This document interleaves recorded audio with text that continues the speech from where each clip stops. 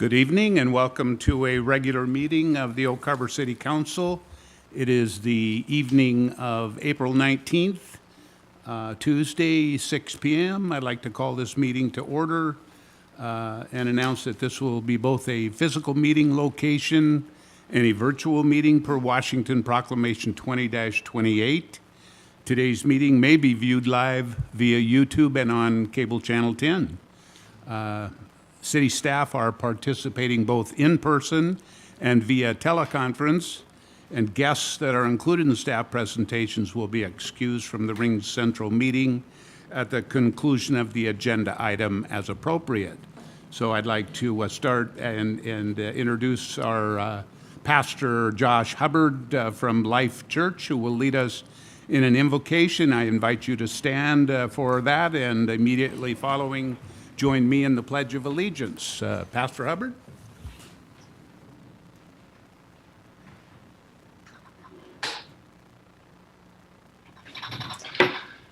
I would like to invite anyone to join me in prayer if you desire to. Let us pray. Heavenly Father, we thank you for those gathered here this evening, and particularly our City Council. Grant them wisdom in making decisions that shape not only public policy, but also decisions that affect the success of this city's future. Give them discernment, endurance, and encouragement to pursue unity behind the common cause to build this wonderful city. May you continue to protect the people of this city and its civic leaders. Bless each and every person gathered here as the leaders commence in tonight's meeting. Amen. Please, I'd like to invite you to please join me in the Pledge of Allegiance. I pledge allegiance to the flag of the United States of America and to the republic for which it stands, one nation, under God, indivisible, with liberty and justice for all.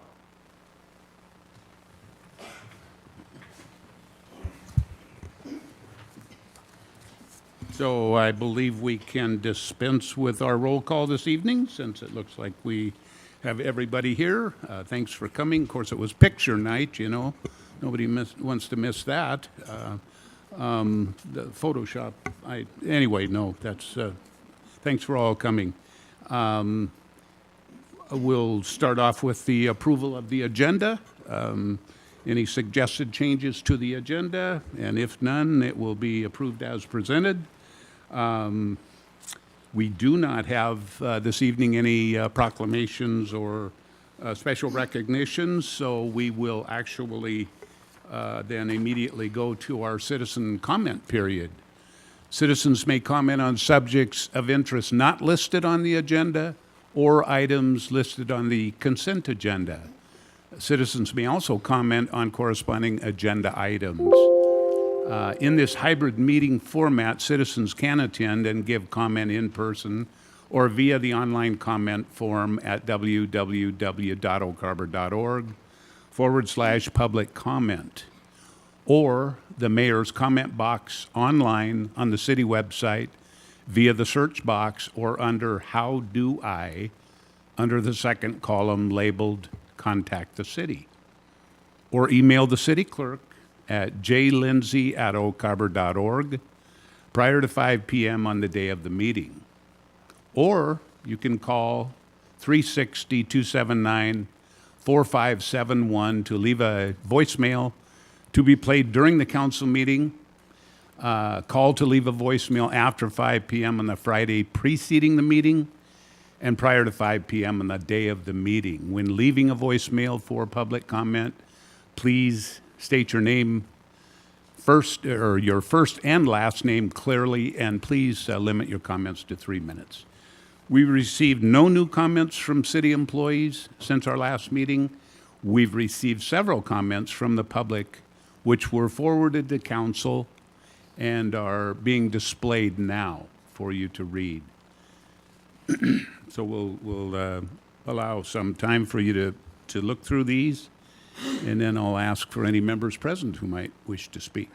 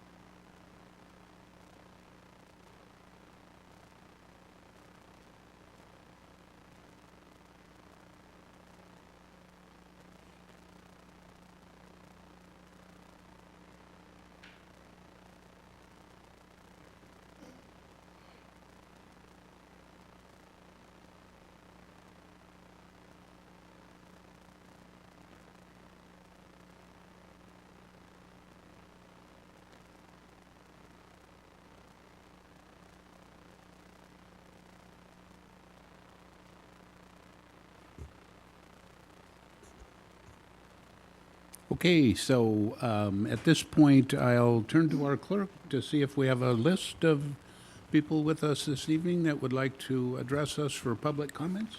Yes, Mayor, we do. The first on our list is Sarah Schott. Just to check, how much time do we have? Like 2 minutes or 3? Cool. My name is Sarah Schott. Some of you know me from the Allgaier Project in downtown. Some of you know me because you knew my grandparents, John and Myrtle Allgaier, or my mom, Jill Schott. It seems to be a family tradition that 3 generations of my family come to City Council and try to work to make downtown Oak Harbor better. Where they have left off, I'm trying to pick up at the Allgaier Project at 720 and 740 Southeast Pioneer Way with the private-funded largest mural gallery in the Pacific Northwest. But I gotta say, as a commercial building owner, Oak Harbor has been tough. Oak Harbor has been very difficult. And largely it extends because we literally don't have a plan for downtown. And as a planning commissioner for the city of Oak Harbor, I sit here and see stuff passed that I'm supposed to say yay on. And very little of it would improve the core of our city. We're fortunate enough to have one of the very few opportunity zones in Washington State, sitting in our downtown core, in the core of our city, and yet we have no promotion of it, no promotion that businesses, if they locate in the opportunity zone, can avoid capital gains taxes, as well as development that goes in there. We have no plans to underground electricity, so we have fewer outages. We have no plans for sidewalks. We have no plans for how to integrate mixed affordable housing in between our business community, so more people go out on a lovely evening like this and go and get dinner or shop, and that we have a vibrant place, not just a city that is reliant on cars to get us to and fro as gas prices explode, right? And I just gotta say that, like, I don't come here to complain. I come as someone who again and again feels like they're trying to bring ideas, trying to bring resources, forwards grants to city staff that are coming from the federal government or the state. And I just hear crickets. And I know that there is a lot going on right now. But I'd like to see a work group focused on downtown that is made up of a diverse coalition. And I'd like to see that we're setting a goal for planning around zoning and resourcing in downtown, including how we will integrate affordable housing into the many vacant lots or decaying housing infrastructure in that area. And so I'd love to explore ideas with council members. I'm probably at time. You can find me through the Allgaier Project's website at allgaierproject.com. And I thank you for your time and consideration. Thank you very much, Ms. Schott. Thank you. Mayor, next on our list this evening is Faye Michaud. Hi, Fee Michaud, Oak Harbor.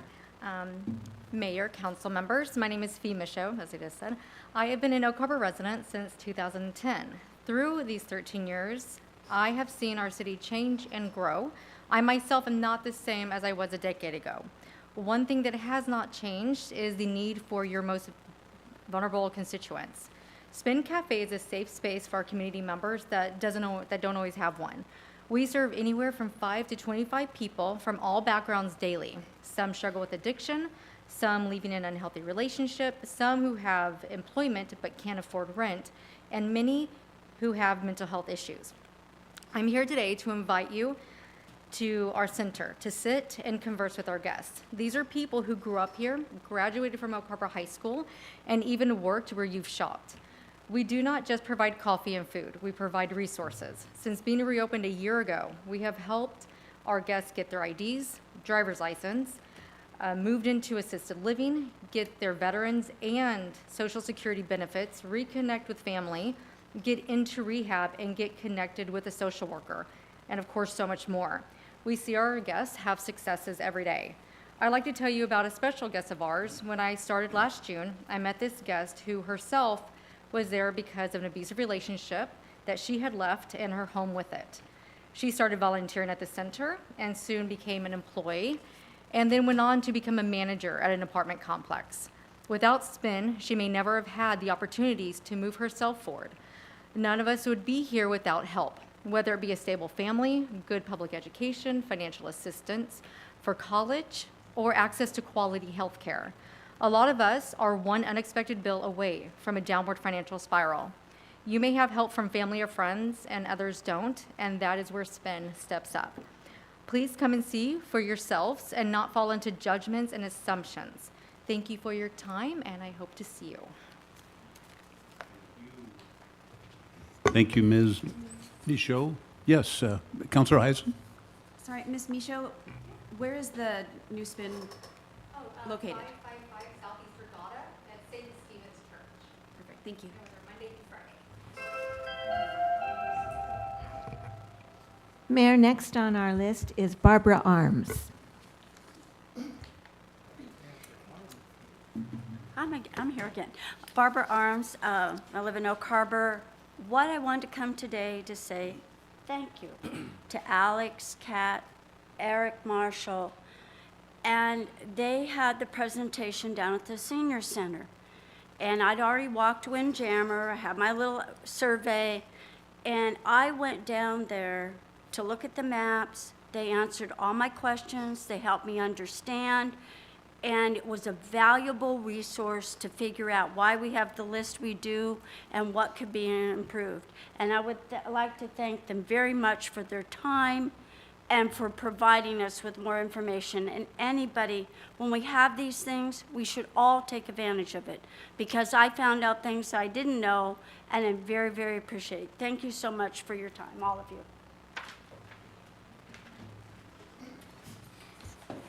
Thank you, Barbara. We appreciate that. Turning also back to the clerk. Mayor, that ends the list of those who signed up to speak. And so if you didn't sign up but would still like to speak, certainly welcome you. Okay, seeing no others, then that will conclude our section number 3, citizen comment period. We'll move now to the consent agenda. Are there any changes or questions? Seeing none, that will be approved as presented. So then we'll quickly go to 5A, which is mayor's comments. I'll start off by saying that there is an Earth Day litter pickup where our city staff will be out in teams this Friday to celebrate Earth Day by picking up litter from our roadways and our public areas. I even think some electeds have been invited and are planning to come. The city is supplying staff who participate with personal protection equipment, maps, water, snacks, items to help them pick up the litter. Please watch for the staff if you're traveling around town. Slow down, give them a wave. I'd like to give a special thanks to Steve Beebe in our Public Works Department operations for organizing this event. Thanks, Steve. I know he's excited, especially this year, and I really appreciate that. Whidbey Marathon. This scenic Washington Coast destination race returns on Sunday, April 24th with a full marathon, a half marathon, 10K, 5K, and a kids 1K. The Deception Pass Bridge and a portion of Highway 20 will be closed Sunday morning from 6:45 to 7:45. For more details, visit 2022 Whidbey Island Marathon, Fizz Events Online. Arbor Day. Our City Parks Department is hosting an Arbor Day celebration and information afternoon event on Friday, April 29th from 2 to 3 p.m. We are coordinating the event with Olympic View Elementary School to join us at Sumner Park near the school. Students, faculty, and staff will plant trees and participate in activities related to trees and tree planting safety. Part of the event is a read aloud station, and your participation in reading to the students is welcome. DEA National Prescription Take Back. The Oak Harbor Police Department will hold a DEA prescription drug take-back event from 10 a.m. to 2 p.m. on Saturday, April 30th. Congratulations to Navy Region Northwest Sailor of the Year. Navy Region Northwest selected MA1 Joshua Bates from NAS Whidbey Island Security Department as their Sailor of the Year for 2021. This was just announced on February 14th of this year, 2022. Bates will now go on to compete for the Commander Navy installation next month in Washington, D.C. Holland Happening is back. The Greater Oak Harbor Chamber of Commerce event returns April 30th to May 1st, starting with a parade on Saturday at 11 a.m. and a street fair that runs Saturday and Sunday from 10 a.m. to 7 p.m. at Windjammer Park. Windjammer Park input process. I wanted to take a few minutes to give an update on the current input process for the potential Windjammer Park improvements. We have received 438 responses so far and truly appreciate your feedback. The top 3 items thus far were, number 1, windmill, picnic areas, and shoreline enhancements. Staff will continue to monitor and update the numbers from comments received. If you have questions about the process, I encourage you to review the website, frequently asked questions, and image of the park with improvements. Staff is updating items regularly. Finally, the Windjammer Park Open House. You can also join with staff at our second open house for public input on April 25th from 4 p.m. to 6 p.m. at the Center in Oak Harbor. Events to discuss the option with staff. And I think that concludes. Oh, I should say that very first announcement regarding the litter pickup, we have invited the Navy, and I think they plan to participate and help us too. So with that, I'll conclude and turn to council for council comments. Do you have any council comments? Yes, Councilor Wiesner. Yeah, I just want to thank everybody who took the time to send in comment, right? It's what we've been asking for, and good to see the folks in the audience here tonight, and yeah, keep them coming. Thank you. Thank you, Councilor Wiesner. Mayor Pro Tem. Thank you, Mayor. It's exciting to see the town, in a sense, come back to life with different events, and I think Holland Happening, the marathon kind of starts it all, that goes through the summer and ends up with the music festival. So there's a lot going on, and it's exciting to see that. I'm sorry to miss the next couple of weekends, but anyway. And also there'll be a boat parade on Sunday the 24th for the Yacht Club, opening day of yachting. And so anyone that has a boat, you don't have to belong to the Yacht Club, can dress it up with flags or whatever, and you pass in review, and it's right out here in the harbor. So that's always a fun time to see those two. And that's all I have. Thank you for coming tonight. Thank you, Mayor Pro Tem. We'll be sorry to miss you, but I know that the trip you have planned will probably, you won't forget us too long, for too much. I wish you a safe one. Councilor Stuckey. Well, first off, a special thank you to our fire chief and staff for allowing us to participate in that training burn. Especially thank you to those that made sure we were safe and were our handlers, so to speak. Unrelated, I see that there's the update for the angel sculpture on this meeting, and I think that's important, and I hope we all listen with an open mind, because I think the public wants to know where that is, and quite frankly, as council, we need to know where that is. But it's occurred to me that, Sculptures Northwest has spent a bit of money, and they're continuing to spend quite a bit of money, and our city staff is continuing to spend their time on this project as well. We could just continue as we're going and wait till the gifting agreement comes once the money's been spent and staff time has been used and formally agree to accept it. But I think we owe it to Sculptures Northwest and the Drake Estate and city staff to let them know where this council sits. We're a different makeup of council members, and I feel we owe it to everybody to let them know if this is going to go forward or not. I would hate for this to not go through if more money and more time is spent.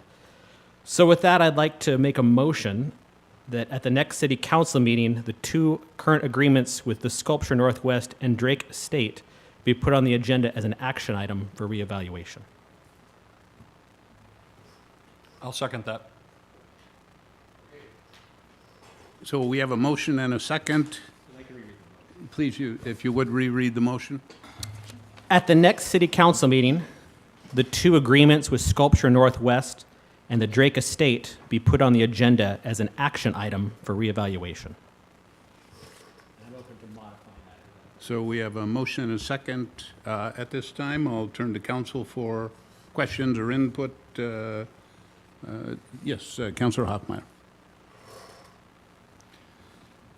You know, I think going all the way back to last Labor Day weekend, there was a Whitby News Times story, and you know, I remember interviewing with the reporter at the time, and I really, at the time, had correlated to her, and I'm like, I don't know how much editorial control you have. Basically, the comment at the time was, I felt that the Arts Commission too was victim of, you know, poor communications from council. You know, this mistrust in local government that has went on for a while. I think that's some of what's at issue there. As far as the motion, you know, doing nothing is not an option that we're afforded. There may be an urge to say that this issue was decided by past council, but that's not accurate, as it's this council that's facing either accepting or rejecting these agreements. Our effort is to restore public trust by representing the people. With this vote, I'm urging that we represent the people and refrain from letting the past ruin the future. You know, I would close with just a few cautionary words. Beware the fury of a voter scorned. That's all. Other council input or questions? Yes, Councilor Wiesner. Well, I guess, I mean, we're discussing the motion on the floor, right? That's exactly Okay, so what we're there's doing. an open discussion. And, you know, Mayor, I'm going to apologize to you if I feel I'm putting you on the spot, but it's not my intention. I guess this is my thought on this. You know, the Arts Commission is a body, you know, confirmed by the council, appointed by the mayor. And I've always assumed, and this is why I'm going to eventually ask the question, I'm eventually going to get there, honest I am. But I've always assumed that, you know, I mean, that's one of the things about, you know, a mayor position, right? I mean, you're the figurehead of the city, right? You're the people that people voted to put into place to lead this city through your terms. And you know, as part of that, the privilege, you know, you should have and should enjoy as a mayor is these appointments. I mean, that's part of the mayor's thing, right? He gets to have some influence and some impact upon the city long-term, you know, through those appointments. You know, because there's a lot of other things, right? Let's face it, you don't get to control, right? And we don't get to control, right? And so, you know, I don't know that I've ever asked you this, and I don't know that I've asked you this even behind closed doors or anything. But as the person who appoints the Arts Commission, and then the Arts Commission, I would assume, and again, this is all assumptions why I'm having this conversation, because you get that I want to make sure that I understand all this before I vote on this important subject. But as the appointee of the Arts Commission, I assume you're appointing people that, you know, are kind of following your vision, that you know, I mean, let's face it, art is in the eye of the beholder, right? And you can get 10 people in a room and take a look at the same thing, and you're going to have 10 different opinions about what it may be or what it may mean, or you know, it's certainly beyond my realm. I'm not much of an artsy guy. I think the fanciest art thing I ever bought is I own a red skeleton painting, you know, him as Freddy the Freeloader, right? So if you consider that art, I'm sorry guys, I know that's really not art, but that's the artsiest thing I think I've ever bought. I have to ask you, what's your thought on the sculpture? Is this the vision that you have for art in our community? I mean, because that's, I think, a privilege that certainly should be beheld you. Interesting question, Mr. Wiesner, you know. The fact that you haven't asked me this question before is true. You haven't come in to talk to me about this, so it's an interesting time to discuss it. But Let's start with the Arts Commission. So when I first was elected mayor, I believe the Arts Commission had 9 people, 9 openings, not openings because we had a commission of people, but we had a hard time, the commission had a hard time having a quorum at their meetings. So that was one of the first encounters I had with the Arts Commission and the City of Oak Harbor. So I met with staff. I talked to some of the people on the commission about the commission, the direction, and it was decided to take that number down to 7 because 9 didn't work. We couldn't find 9 people that would come to the meetings regularly. So, having said that, and it's not fair because we have a number of people in this community with strong feelings about art. Okay, I think you probably have heard me say from time to time that art, to me,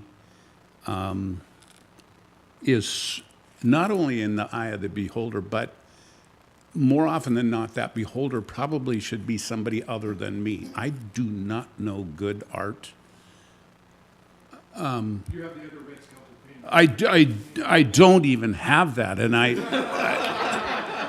and so to put me on the spot about this particular piece of art, I'm not going to give you a good answer because I don't know the answer. I seriously don't. When Mr. Nash came to me not long after becoming mayor and talked to me about this piece of art, I think at that time his vision was to certainly have it somewhere in Windjammer, maybe even closer to the treatment plant. And I was trying to do the math in my head about the size of it, and that's about I know more about this. I've read about the artist. I've looked at some of his other art, and I know they're phenomenal pieces of art throughout the world, in lots of places. So, having said that, I would imagine this would be certainly something that will attract people to Oak Harbor to see this piece of art. That's a good thing. That's a great thing, actually. On the other hand, we have a community of people that I've come to know, I think, much like Mr. Hoffmeyer, to keep one of these seats, whether it be as mayor or on council. I had a process where I knocked on a lot of doors. And I met a lot of people in the community. A lot of them didn't know that we own a marina. A lot of them didn't know that we own a senior center. A lot of them asked me what in the world we're trying to do those kind of things for when they don't like the potholes in their street and we're not fixing those fast enough. So, a city, whether it's Oak Harbor at the size we are, you're going to have a myriad of opinions. And so at the end of the day, I'm not going to make a statement about whether this angel piece of art is a good thing or a bad thing for the city of Oak Harbor. I will do my best to listen to our citizens. I certainly am, I guess there is the real opportunity that I may even get to vote on this because, if this body is split somehow, some way at some point, then I might pull a coin out and flip a coin. That's not very fun or fair and not very exciting for most people to hear. I don't know the answer, whether this... Well, and that's a fair enough answer. And, Yeah. and I apologize if you feel as though I put you on the spot. That wasn't certainly That's all right, I'll the get you back, intention. buddy. Yeah, I know you will. I know you will. But, that really wasn't the intention. I mean, there's a very good argument here, right? That if it appears as though there's enough votes on the council to make a change here, that we do it sooner than later, right? And so, that's the question in front of us. I'm going to be consistent, I guess, in my comments that, And I guess I'm going to kind of toss it out to those folks out there listening from the Arts Commission and from the community. But, I've always kind of had a little problem with it going to Windjammer Park, right? And I know that we've worked really hard on relocating it, and I've gone to the new location. And as far as location in Windjammer Park, it certainly probably is the most logical. The only reason I bring that up is in talking with people, one of the questions I have been asking them is, would their opinion of the piece be changed if it was located in, another waterfront park? And several people have commented, yes, it would. Now, I guess that's all I have to say, and I guess I'm going to say that I will probably allow, in my mind, a vote to move forward with the discussion, just because of the fact that I think the vote's going to go that way anyhow. But I think there's more discussion to be had amongst several people in the council with the folks involved, and I would like to think that this is a move towards working out something that is going to work for all parties concerned, because I think there is a path to that. I think, and I don't think this needs to be us and them, or them and us, or us and the constituents, or any of that. I think there is folks out there who, obviously there's folks out here there that support this, and I've seen, like the mayor, what this is, the art in Mexico City and some of the other places around the world, to have such a piece in our city, certainly I think would be an asset. I think what it comes down to is that discussion of location, and again, I'm not saying that I'm not on board with the location they proposed, but I'm saying that that's been my concern from the beginning, and that was partly my personal concern, but also the concern that I thought some of the community may have. I've heard people voice that that's more their concern than the piece of art itself. And so that's my comments. Thank you for hearing me out. Thank you, Councilor Wiesner. Mayor Pro Tem. Thank you, Mayor. When the mayor appoints someone to Planning Commission, Art Commission, I'm trying to think of the other, whatever, council is counting on these people. It's a diverse group that has volunteered their time, thinking that they can make time for it and stuff. And it's to help us get more information, because you don't always have time to knock on every door for every decision. We are entrusting that they are doing due diligence so that the information they give us and the information that staff gives us for their research for whatever the project is or whatever, we are counting on them, and then we are to decide. We have never voted on an art piece through a survey or whatever. We depend on the Art Commission, the Parks Board, that is also volunteers, to give us good suggestions, and they come from all backgrounds on what to do. The other thing I want to caution about is I've looked up the minutes from September 7th, and we are headed to a lawsuit if you reverse this, because we made an agreement with the Drake Estate, and with Sculptures Northwest, that we would accept this art piece if these parameters were met. And so far, they're all being met. And they have spent an incredible amount of money. And right now, she's waiting to be sandblasted. They'll do another inspection of the wells, but so far, there's nothing wrong, and that was part of the agreement. They're painting it so it's not red. It's a beautiful shade, which we're going to find out about on one of our agenda items tonight. But it says, once the Angel, I'll say it wrong, de la Criatura is installed, staff will ask that the council formally accept the sculpture as a gift through Resolution 21-18. City pays the estate of George Drick $35,000 through the Creative Art Fund. We have obligated ourselves to accept this gift as long as there's nothing wrong with it, that this and this and this and this.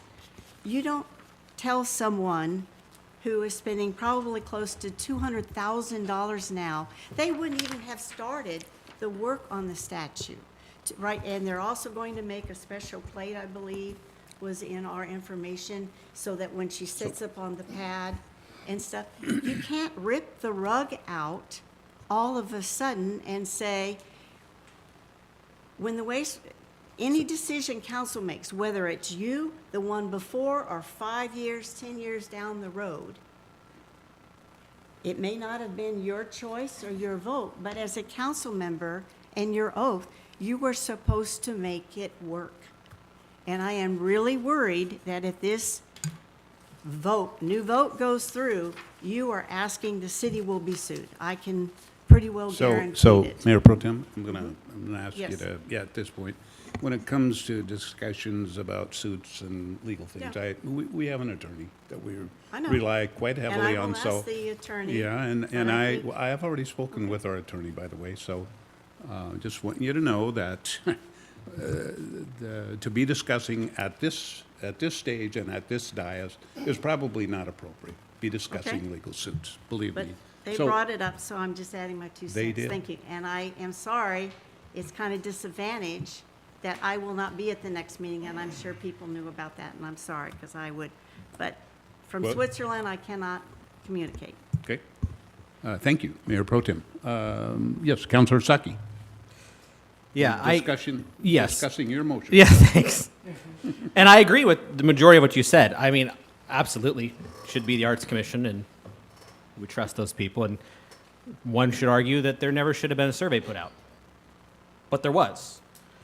The thrust of my motion is not let's nix this or not nix this. The thrust of my motion is we have to vote this at some point, whether it be the formal gifting agreement or earlier. I'm sure those that are involved, hearts are kind of palpitating every time this issue comes up. Is this going to go through? Is this going to go through? I just want to give them an answer earlier rather than later, because if we vote for a majority yes on revaluing it, odds are it'll go through when it comes down to the other time. Admittedly, I didn't even think about you being gone. I don't know if there's a way for you to put your vote in ahead of time, or, I mean, we could put it towards a meeting after that. I just want to make sure until more money and more time is spent, they know exactly where this is headed. I don't like the idea of pulling the rug out from anybody. I'm torn on we need to honor agreements, and maybe we should do what the majority of taxpayers and people here want. I understand the battle between it. I just wanted to get them an answer sooner rather than later is all. Yes, Councilor Marshall. Thank you, Mayor. This is a project I've been giving a lot of thought to over the last few days and few weeks, and you know, as it has been in the media, and it is kind of like a controversial topic, I suppose. Mayor Pro Tem, I would respectfully disagree. You know, we have never had a 37-foot sculpture being presented to the city before, and so I think it is prudent to have a survey, especially when it is still public money. The Arts Commission money still comes from public money, and it is a 37-foot sculpture. We've never had anything proposed of this size or magnitude before, and it is going in a public park. And so I think the public should have the opportunity to comment on that. As an outsider, prior to getting on council, you know, I read the comments, all of them, for and against the sculpture, and I'll be honest with you, I felt like council's decision at the time was a violation of public trust because it seemed like the overwhelming majority was against the project. Now, I've had quite a bit of time to talk to others since then and to do some research on this project, and a lot of what I saw as being hiccups or problematic for the project, they seem to have been resolved. You know, they're not as concerning for me as they were before as an outsider. Having had time to really dig into this, I'm not as concerned about the project as I was before. I feel like the motion is a little premature in that we have a presentation scheduled today. We're supposed to get more information, so I understand the idea behind the motion of not having them spend more money, but there are still parts of this agreement that have not been addressed, that have not been answered, and we have to give them that opportunity to address those and to answer those. And if they want to spend the money to do that, then I say let them spend the money to do that. Ultimately, we still have the decision of whether we accept it or not, but there are still conditions to this agreement that have not been met or that I have not seen that they have been met, and so I'd like to allow them the opportunity to meet those, because it seems to me like we still have to even see if it will work. I mean, the engineer still has to decide if it's even going to work. If it's not going to work there, then it's a no-brainer. It's not going to happen. But if we don't give them that opportunity, then I think we're doing them a disservice. You know, if they're willing to spend the money, you know, and knowing that there are some concerns, you know, still that this has to come before council still for a vote for accepting the gift. I think we still owe it to them to allow them to fulfill the terms of that agreement. So, thank you. Okay. Thank you, Councilor Marshall. Councilor Heisen. Seeing as how we are going to be discussing the piece later on in the agenda, I think it would be more appropriate to vote on this motion after we've gotten an update on the project. That's my 2 cents. So we do have a motion and a second on the floor. So I believe in order to do this properly, we'll either consider taking a vote or if council wishes to wait on this until after the presentation, I guess that's up to council. Councilor Evans? I made the second, and after hearing the comments of the other councilors, I think it would make sense to hold this off until they make their presentation, and then we can vote on it at that time, but we'd still be getting the objective completed, which is what Councilmember Stuckey was looking for. So I guess with that, if you were to withdraw your second and you were to withdraw the motion, I will then- withdraw my second. And I will withdraw the motion for the time being. so we are still in council comments. We're still, and these My bad. these four people in the audience have to wait through the rest of the, unless it's too late to change the agenda. So council comments, other additional council comments, any at this point? Yes, Councilor Hoffmeyer. First off, is it too late to move that up on the agenda for them? Yes, yeah, we've already accepted the Yes. agenda I didn't as know if is. there was a way to Nice address it try. after the fact. Yeah, no, I don't blame you. I mean, biggest thing is, you know, like Councilor Wiesner said, the public comment, amazing. Seeing an audience of people, seeing a fairly full room, very encouraging. You know, echoing what Councilor Stuckey said, the training burn that we were able to be a part of on Saturday was pretty amazing.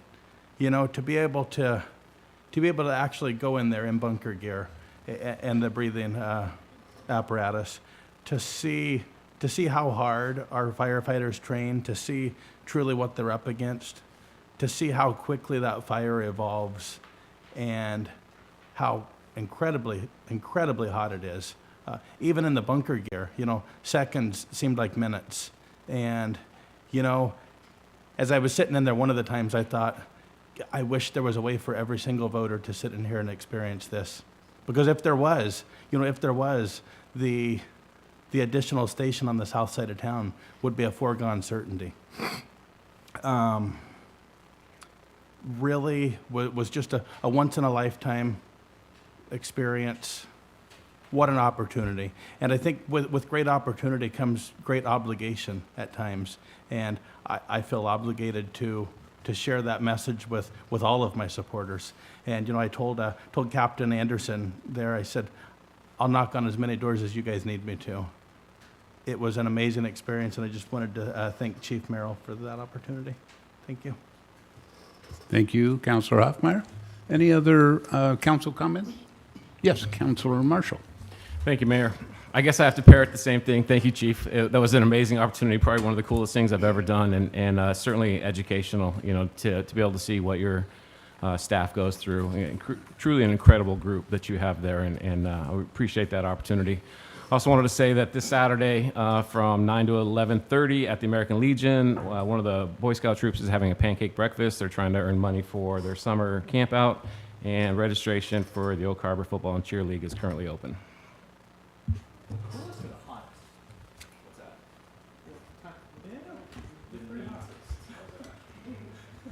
Okay, okay. Will, any other council comments? Looks like we got them covered. Thank you very much, council. We do not have any public hearings or meetings, but we do have some ordinances and resolutions. We'll start with number 7A on the agenda, Resolution 22-12, authorizing the mayor to sign the Youth Athletic Field Grant application for Harbor Heights Sports Complex Phase 1 project. And I believe we have Chris Sublett to present this evening. Chris, welcome. Thank you. Good evening, Mayor and councilors. Tonight I'm seeking authorization for the mayor to sign actually 3 grant applications. And we have to do them individually because each grant application requires a separate resolution. So it's a little bit of a challenge, but we'll get through it. And the 3 grants are from RCO. And the first one that I'm going to be presenting tonight is the Youth Athletic Field Grant, and then the Washington Wildlife Recreation Program Grant, and then the Land and Water Conservation Fund Grant. And you may have noticed that all of the agenda bills were very similar, so you won't be surprised when you see that the presentations are also very similar. So with that, we'll get started. So the first one I'm doing, like I said, is not this one.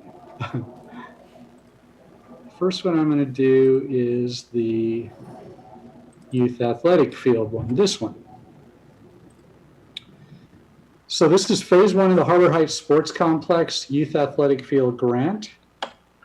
This is ministered by RCO, Recreation and Conservation Office, and it's offered every 2 years. Chris, we're not seeing your shared screen right now. We're just seeing you. Please. You're not seeing it? All right. Let me go back to it. Sorry about that.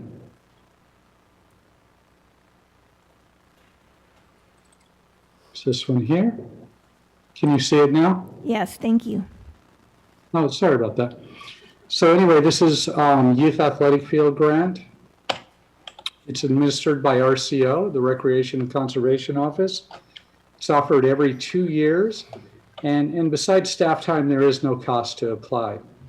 And the purpose of this grant is to buy land and develop or renovate outdoor athletic facilities such as ball fields, courts, swimming pools, mountain bike tracks, and skate parks that serve youth through the age of 18. So this fits perfectly into the Harbor Heights project. The application period is now open and the grants are due May 3rd, so it's just right around the corner. And the next application period won't be until 2024. That's why it's so important we get it in now. In May 2018, we did apply and received a $350,000 Youth Athletic Field Grant for Phase 1 of the Harbor Heights Sports Project. It is not a dollar-for-dollar grant and only funds approximately 28% of the initial $1.3 million cost estimate. That means that it requires, based on that $1.3 million, $921,500 match from the City of Oak Harbor. The way this grant works, and all of these grants I'm going to be talking about tonight work, is you receive the grant, and the only way you can receive the grant funding is if you complete the project regardless of the cost. With the new cost estimate between 4.7 and 5.1 million, based on the 60% design set, this increases the match to $4.3 to $4.7 million. Moving forward, as we consider these options, we may want to decline that 2018 Youth Athletic Field Grant and reapply for a new one. And what this will do for us, it'll allow us to link other RCO grants and other non-RCO grants together to reduce the match that we'll have to pay. So what I'm talking about tonight is the Youth Athletic Field Grant, but we're also going to be talking about the Washington Wildlife Grant and Recreation Program Grant and the Land and Water Conservation Fund Grant. And we can link all of those together with some others that we're looking at, and that'll greatly reduce that match. The challenge and the risk is that if we fail, if we're not able to get any of these grants, then we also lose the $350,000 that we currently have. So there is a bit of a risk, but this may be a better way to go.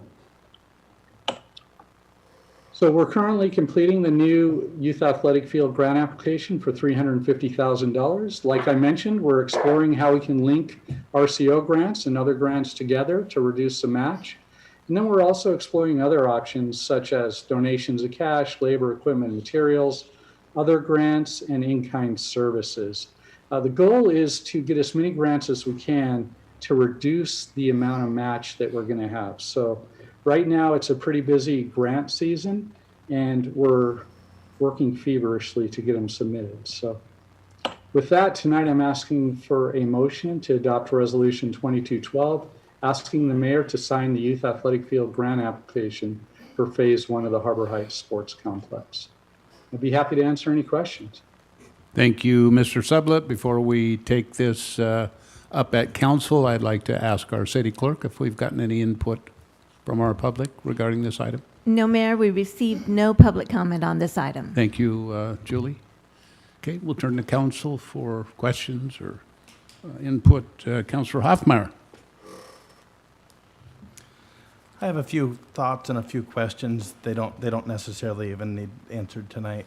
With this RCO grant, though, one of the things I seen in it was for renovation of existing fields as well. And I think where that's important, I think council will see, over the coming months that, we will have multiple youth sporting leagues come to council and tell us that their fields, be it soccer fields or baseball or softball fields, are in deplorable condition. I umpired a game down at City Beach last week. I felt like I took a plane ride to the Dominican. Yes, in a way you could laugh about it and say that it makes the kids better ball players, but it's not even close to the shape it should be in. So I look at that RCO grant and see that it goes towards renovation and wonder, where we can go with those things. The district administrator for Little League District 11 reached out to me. She will be getting in contact with the city for a presentation. There are 3 week-long state championship tournaments that Little League would have in Oak Harbor over the next 15 months. It's a lot of money, a lot of heads in beds, if you will. All 3 of those will be skipped if the field conditions aren't addressed. One of the things there would be, Little League would need a time commitment of, for the last decade, Little League has heard the fields are going away, the fields are going away.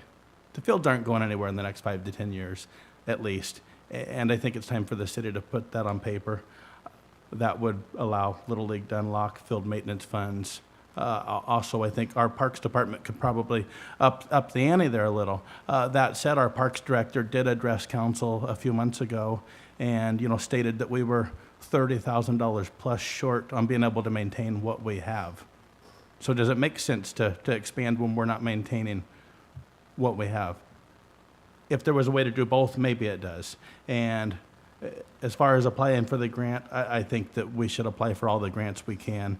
And as the harbor master said, there is a process for turning the grant back in as well. So at least for tonight, I think I would probably support this one, but I do have a lot of questions moving forward. Thank you. Thank you, Mr. Hoffmeyer. I'm going to pinch hit here a little bit for Mr. Sublett. I don't believe he's looking for answers from you to the previous questions, so at this point, but we certainly heard it here at the staff level and administration level, so thank you, Mr. Hoffmeyer. Councilor Stuckey. Yeah, and whoever can best answer this, let me know. I just want to make sure my math's correct. And first of all, I applaud the craftiness, if you will, of trying to find different ways to get this close to what the budgeted amount was. I mean, that's definitely appreciated. If we got all the grants that are being proposed, that's $2.7 million. Is that correct? Yes. Well, actually, it'd be $2.85 million. 2.85. So right now we have an estimate of 4.7 to 5.1 estimated costs. I mean, that could go either way. I mean, that could go even down after we get the 90%. So if my math's correct and it's thrown off a little bit by the 2.85, and we're looking at, let's say it's exactly what we think it's going to say, and let's say we get all these grants. We're at $2.4 million for phase one. That's getting pretty close, getting closer to the 1.65. Is there any possibility that we can get to that 1.65, or is it just, even if we get all these grants, is it just not possible in our economic environment to get to that dollar amount that was originally budgeted? I don't know that I can answer that question. That's probably more of a engineering question. I base these numbers on the 60% design plans. And we also have another grant that we're applying for, which will pay for 25% of the cost, which will boost us up if we even need that additional amount. Yeah, Chris? Yeah. Oak Harbor City Administrator Blaine Oborn here. Hopefully you can see me.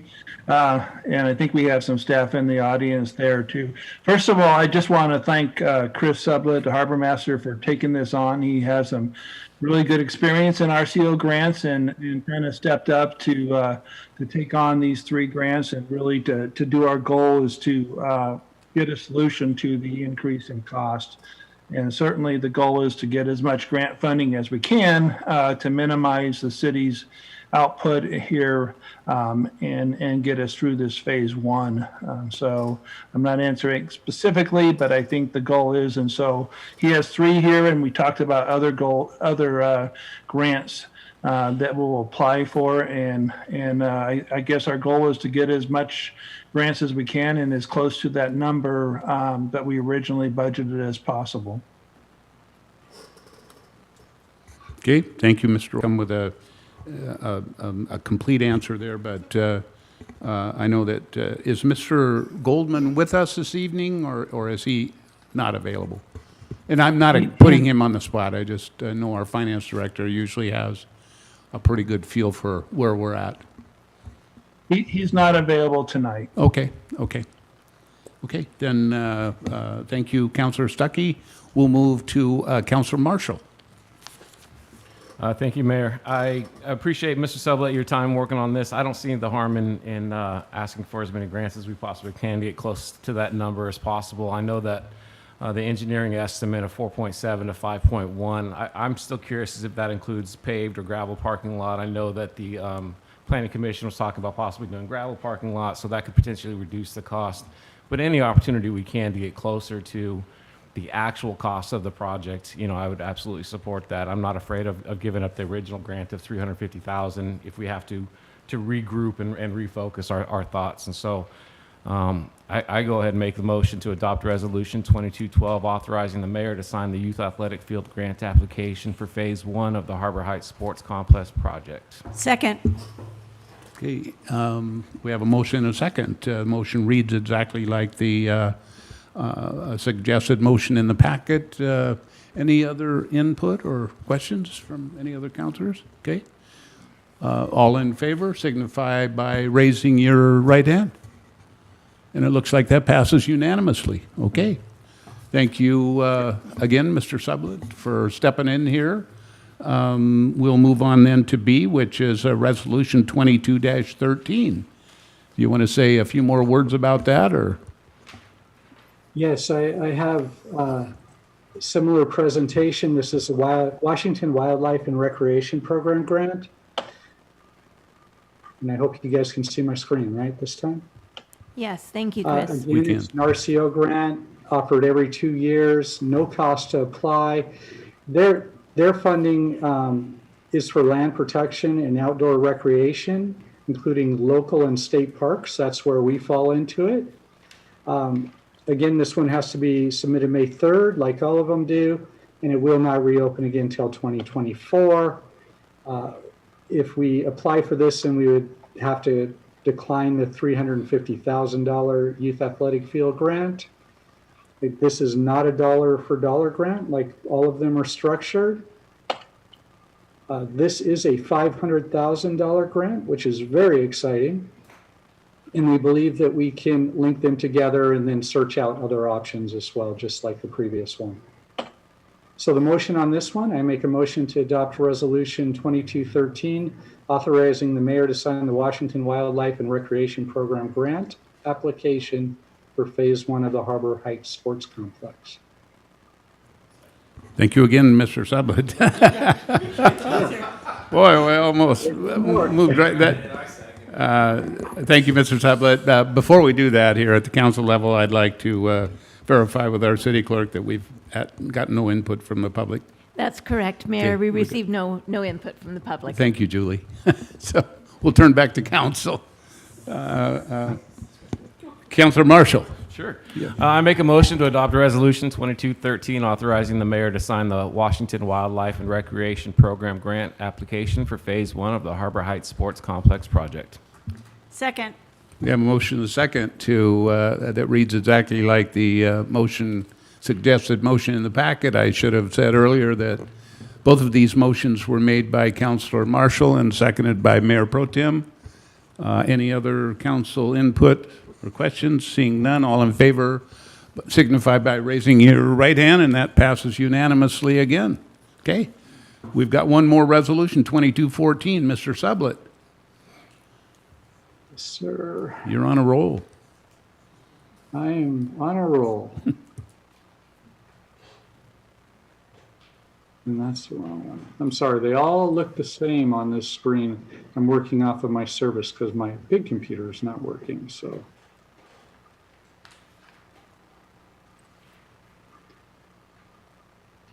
Let's see if we go here.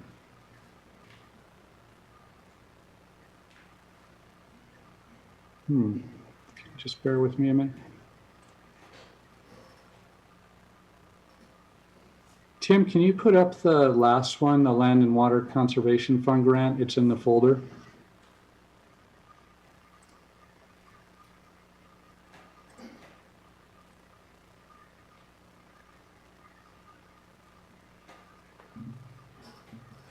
Okay, it That's looks, a good plan.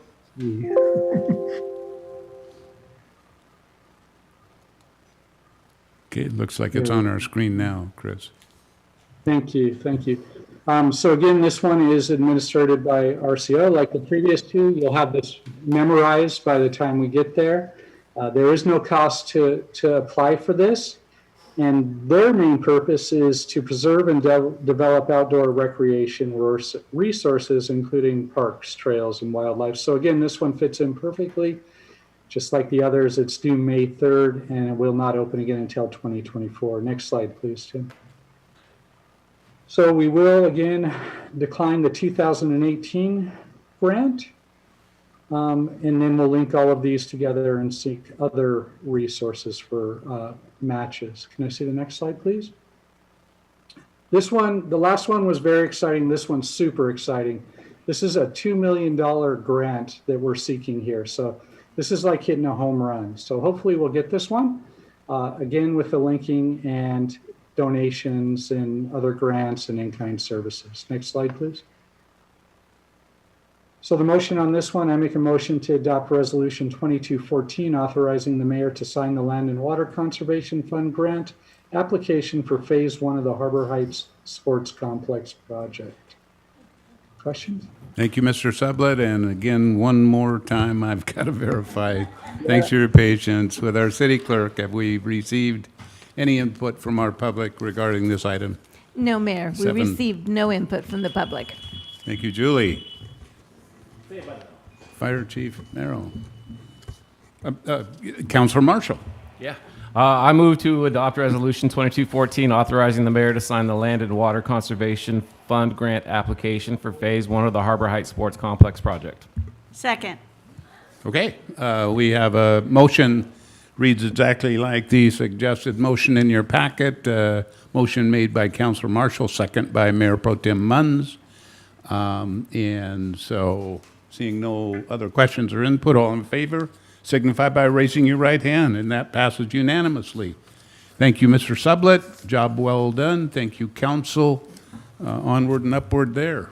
We will move now to item number 8 on our agenda, which is under contracts and agreements. Oak Harbor School District Memorandum of Understanding for Pickleball Facilities Use and Upgrades and Funds Reallocation. And this evening, we have our Parks Operation Manager, Don Crawford, to present this. Mr. Crawford. Yes, sir. Okay, let's see.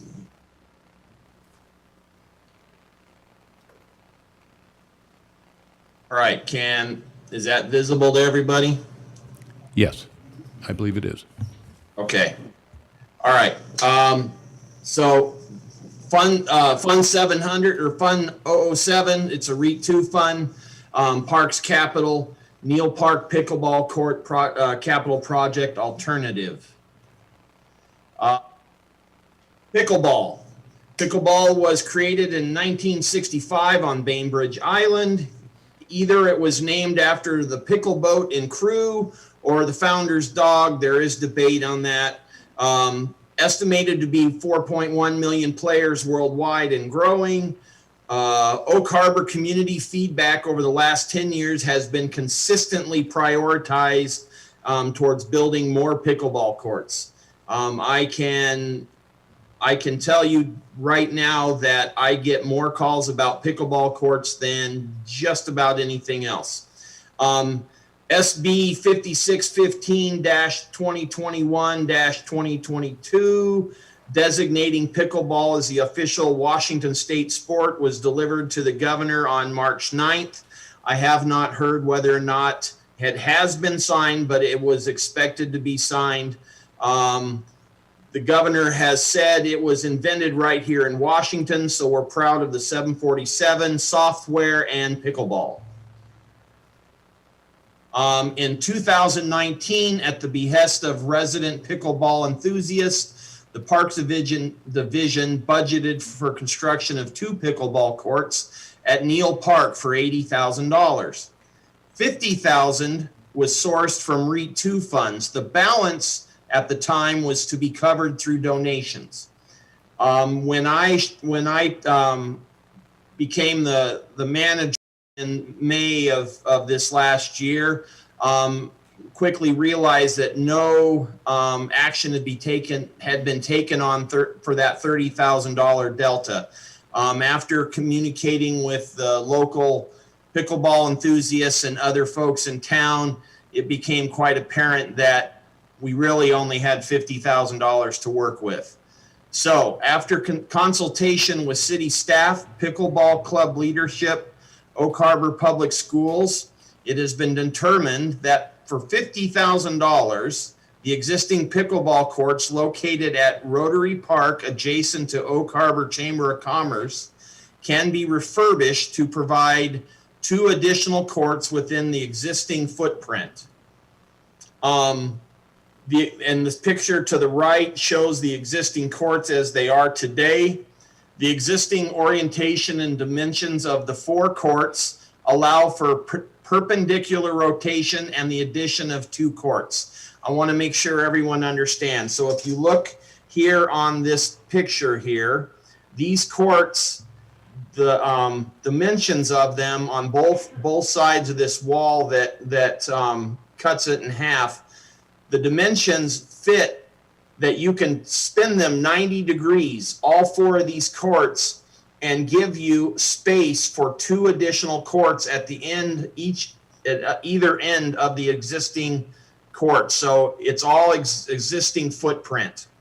The project would include leveling uneven portions of the existing surface, removal of root intrusion around the court perimeter, asphalt patching, repositioning of existing standards, and the addition of 2 new standards. Then we would seal coat the entire asphalt surface and installation of new court lines. And just for your information, I've put down what the actual dimensions of an official pickleball court are. And so we've done the math multiple times, and we have the room to add those 2 additional courts in that same footprint. The requirement to proceed, the city legal had to provide a draft MOU that was completed in January. The park board had to recommend us to proceed. That was completed in March. The city council formally has to approve to proceed. The mayor's signature of the MOU Oak Harbor Public Schools has to approve and they have to sign the MOU. This is one of those particular cases where the parks manager is not asking you to do this for the children. I'm specifically asking you to do it for the weekend warriors, the folks who pay the taxes. I have been asked to tell you that they don't ask for much except for additional pickleball courts. Questions? Thank you, Mr. Crawford. With that, then I'll turn again to our city clerk to ask if there's been any kind of input from our public. No, Mayor, surprisingly not. There's been no comments from the public. I guess the way Mr. Crawford ended that, there could be, though. Councillor Heisen. Thank you, Mayor. Mr. Crawford, you will be pleased to know that as of March 29th, I believe, pickleball is indeed the official state sport of Washington. So. I had no idea that pickleball got started in the state of Washington. Is he pulling my leg there? Councillor Wiesner. No. He's not. Okay. Thank you, Mayor. I just wanted to point out that I drove past those courts yesterday afternoon about 2:30 in the afternoon. There was a whole lot of people there playing pickleball. So apparently Monday afternoons is a great time for pickleball in Oak Harbor. So there had to be at least 20 people over there when I drove by. So I have to tell you that when I was a young man, I got invited to play pickleball at a friend's own personal pickleball court in his backyard. And I found out how quickly I knew nothing about pickleball and thought I was, it was a long time ago, believe me, but I thought I was somewhat quick on my feet, and it was an interesting game. I lost so bad you can't believe it. Councillor Stuckey. Well, I don't want to get into a pickle with the weekend warriors. So I make a motion to adopt Resolution 22-12, authorizing the mayor to sign the youth athletic field grant application. That's not the right one. No. No. Can we pop up that resolution one more time for me, please? We have two of them, it looks like. Give me something. It's in the packet on page 113. Hang on.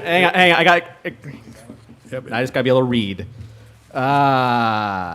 Motion to authorize the mayor to sign the Memorandum of Understanding between the City of Oak Harbor and Oak Harbor School District regarding pickleball facilities use and upgrades. Second. Okay. I'm going to hand this back and forth probably. So we have a motion, and it looks like we have a question, but I'll first, we have a motion to authorize the mayor to sign this agreement just as it appears in the packet. That motion was made by Councillor Stuckey, and a second was given by Mayor Pro Tem Munns. And Councillor Evans, I know you have your hand up, so. Thank you, Mr. Mayor. You bet. Just curious, when were these original pickleball courts installed? What's the lifespan on them? Because these are obviously in disrepair. So I've been here since May of last year.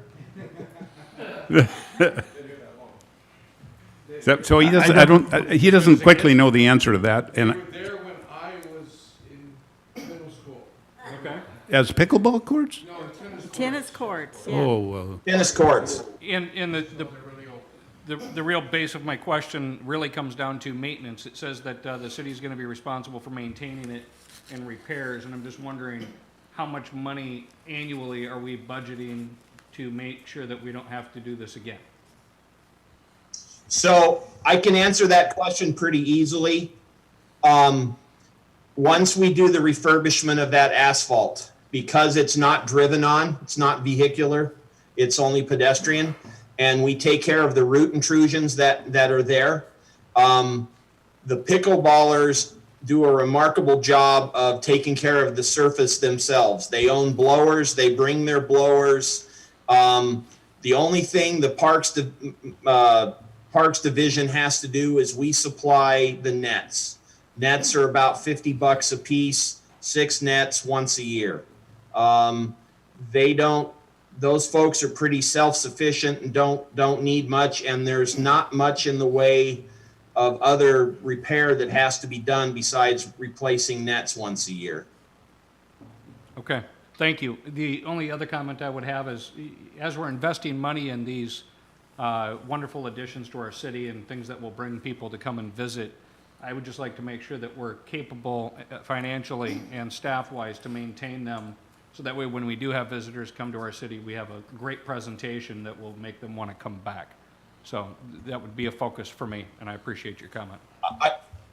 Well, I will tell you this, I'm not going to come before this august body very, very often unless my arm's twisted behind my back and ask for things that are going to have maintenance requirements that I can't either digest in my existing budget, or we haven't made arrangements for, because every day when I come to work, we are trying to figure out how to do more with less. So just, always ask the question, but just know I'm not coming to you unless I've figured out how we're going to take care of it. I appreciate that. Thank you, Yeah, Councilor Evans. Councilor Hoffmeyer? Yeah, a few things here, and again, I'm just one of 7 council members. Personally, I think we should be blowing off our own pickleball courts. Secondly, there's a couple of things I would have expected to see in the presentation. Councilor Evans covered one of those with the question with regards to the yearly cost of maintenance. The biggest thing for me is, though, the MOU with the school district. That's awesome, but I would like to know what time commitment that involves. Certainly wouldn't favor putting $50,000 into this if the courts are going to go away next year. It's 10 years. 10 years, perfect. It's 10 years. Perfect. And I love that number. I think that's a good one, so thank you. Just a little history. The city has a long history of maintaining these facilities and converting them from previously tennis courts into pickleball courts without agreement. My recommendation to the parks manager was to negotiate an official agreement so that we don't invest a lot of money into a project that gets changed by the school district. So I think that's why the two motions go hand in hand with each other. Thank you, Mr. Olborn, and that does make me want to make sure that everybody understands there is an expected second motion to reallocate $50,000. I know that's in your packet. I know most of you have read that and are familiar with that, but this is just for the first motion. And Councilor Marshall, did you have a question? Or? Yeah, thank you, Mayor. I have some of the same concerns with the MOU. The regular ongoing maintenance was something that was a concern for me. If it is a school district facility and the school district is going to be using it and has first priority to use it during school hours, then I would think it'd be reasonable for them to share in some of that cost of maintenance. Additionally, I have some concerns with spending $50,000 on a court that is not ours. It says in the MOU that either party may terminate this MOU at any time for any reason. So the school district could just change their mind after we invest $50,000 and say, no, we're not going to allow you to use it any longer. So that's a concern for me. The original CIP said that for $80,000 we could build 4 courts. In the presentation from Mr. Crawford, I thought I heard only 2 courts. And I'm also curious as to why that $30,000, if it was originally an option, why is it no longer an option? I'd much rather see us spending the money to own our own courts as opposed to fixing up somebody else's courts that we may eventually lose. So the reason I'm saying 2 instead of 4 flat out is inflation. The numbers are 2019 numbers. We're in 2022, and as I've done the math, there's no way to get the 4 built for $80,000. Right now, some of the investigation I did would be over $110,000, and with all of the other imperatives that we have, Harbor Heights and Windjammer Park and those, this was a easy solution that would really take care of an underserved population. That group of 20 people or 30 people that are there at the pickleball courts are there from dawn to dusk, 7 days a week.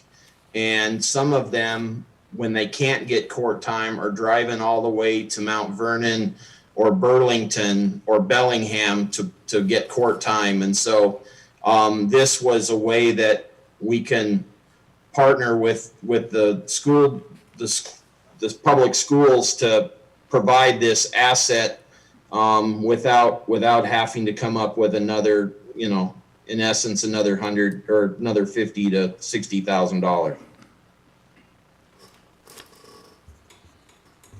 Okay. Councilor Marshall. Thank you, Mayor. Just a further comment on that. It would seem to me that if the school district has first priority, that it would be beneficial to have our own courts where the people could play all day long as opposed to having to wait for the school district to use it or have first priority to it. So just a thought. Mayor, if you can stop me if I'm overstepping, but the school district does not have a formal program for pickleball. And when they do have units where they do pickleball, it's for an hour or two a day. So it is not a super utilized facility for them anyway. And so when I first approached their facility director, they were like, yeah, we're not using it very much. So I'm not going to tell you they don't use it at all, but there isn't a lot of competition there. And there's that one middle school that's there. So we're not getting other schools that are using it. So we really do get our bang for our buck on this for what we're putting into it. Okay, thank you, Mr. Crawford. Councilor Hoffmeyer? Yeah, just real quick on what Mr. Marshall said. The city owns a couple of tennis courts on the corner of First and Regatta. Maybe you're onto something there. With the MOU with the school, are we certain that they wouldn't sign an MOU with the recreational pickleball league as well? Giving them use ahead of these weekend warriors, if you will, as well. Pretty interesting thought. Didn't come into this with that. I believe it's 2 tennis courts that we have on Regatta and First. I don't know if anybody knows for sure. It's two tennis courts, and there is a small but very active group of tennis players. They do hold a tennis camp there every summer, and so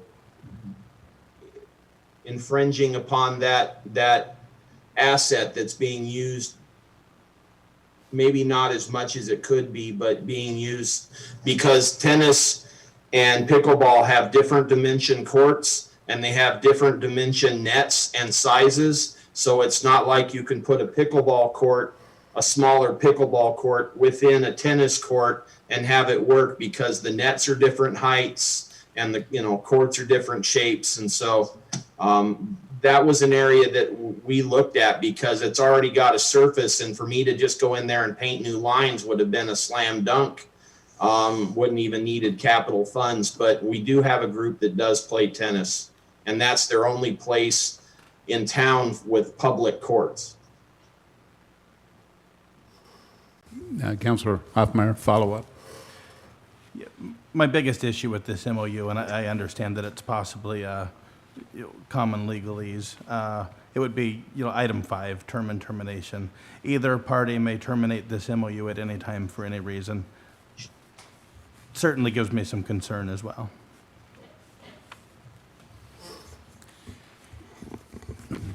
And I think we understand that. That's fairly common in these kind of, unfortunately. But Councilor Evans, do you have a? I would just like to echo my concern about that. If we're going to invest $50,000 in the school's property and they can terminate for any reason, it doesn't even state with notice, that's a concern. Okay. Understandable. So help me, Julie.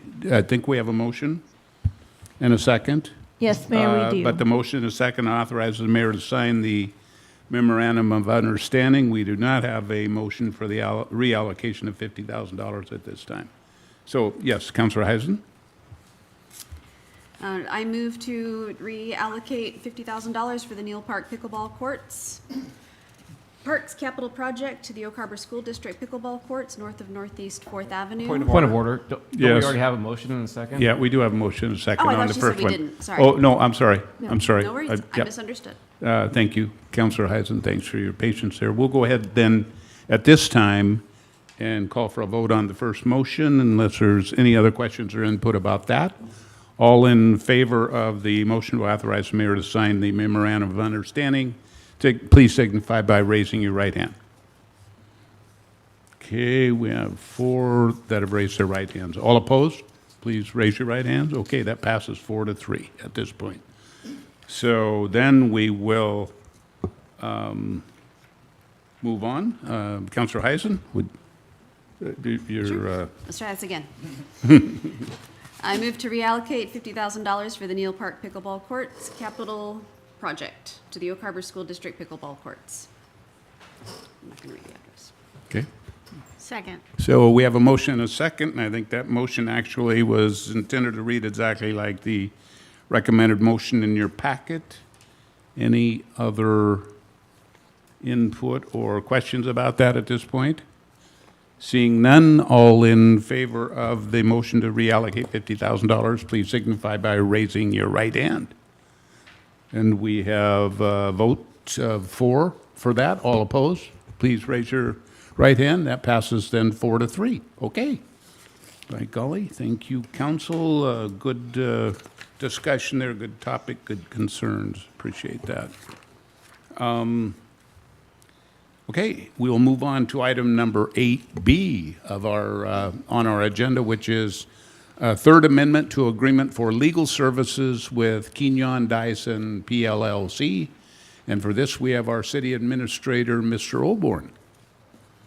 All right, as instructed for the council, we are doing advertising for this position and needed a little bit more time to do the recruitment of this and do the RFP and looking at a possible in-house attorney.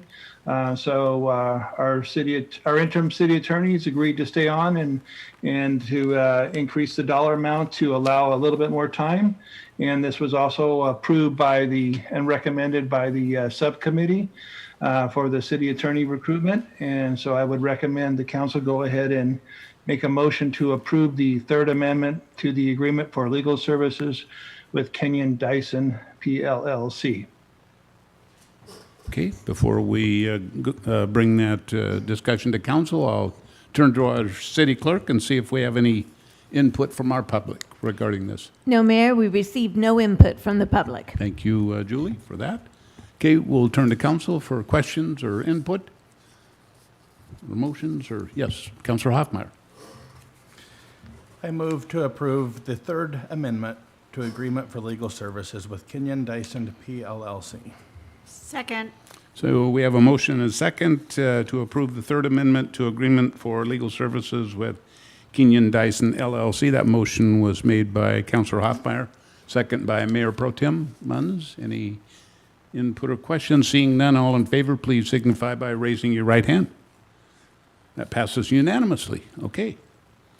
We'll move on to item number 8C on the agenda then at this time. Item number 8C is one Washington Memorandum of Understanding between Washington Municipalities regarding opioid settlement. And I think we have our city attorney, Hillary Evans, with us tonight for this presentation. Hillary?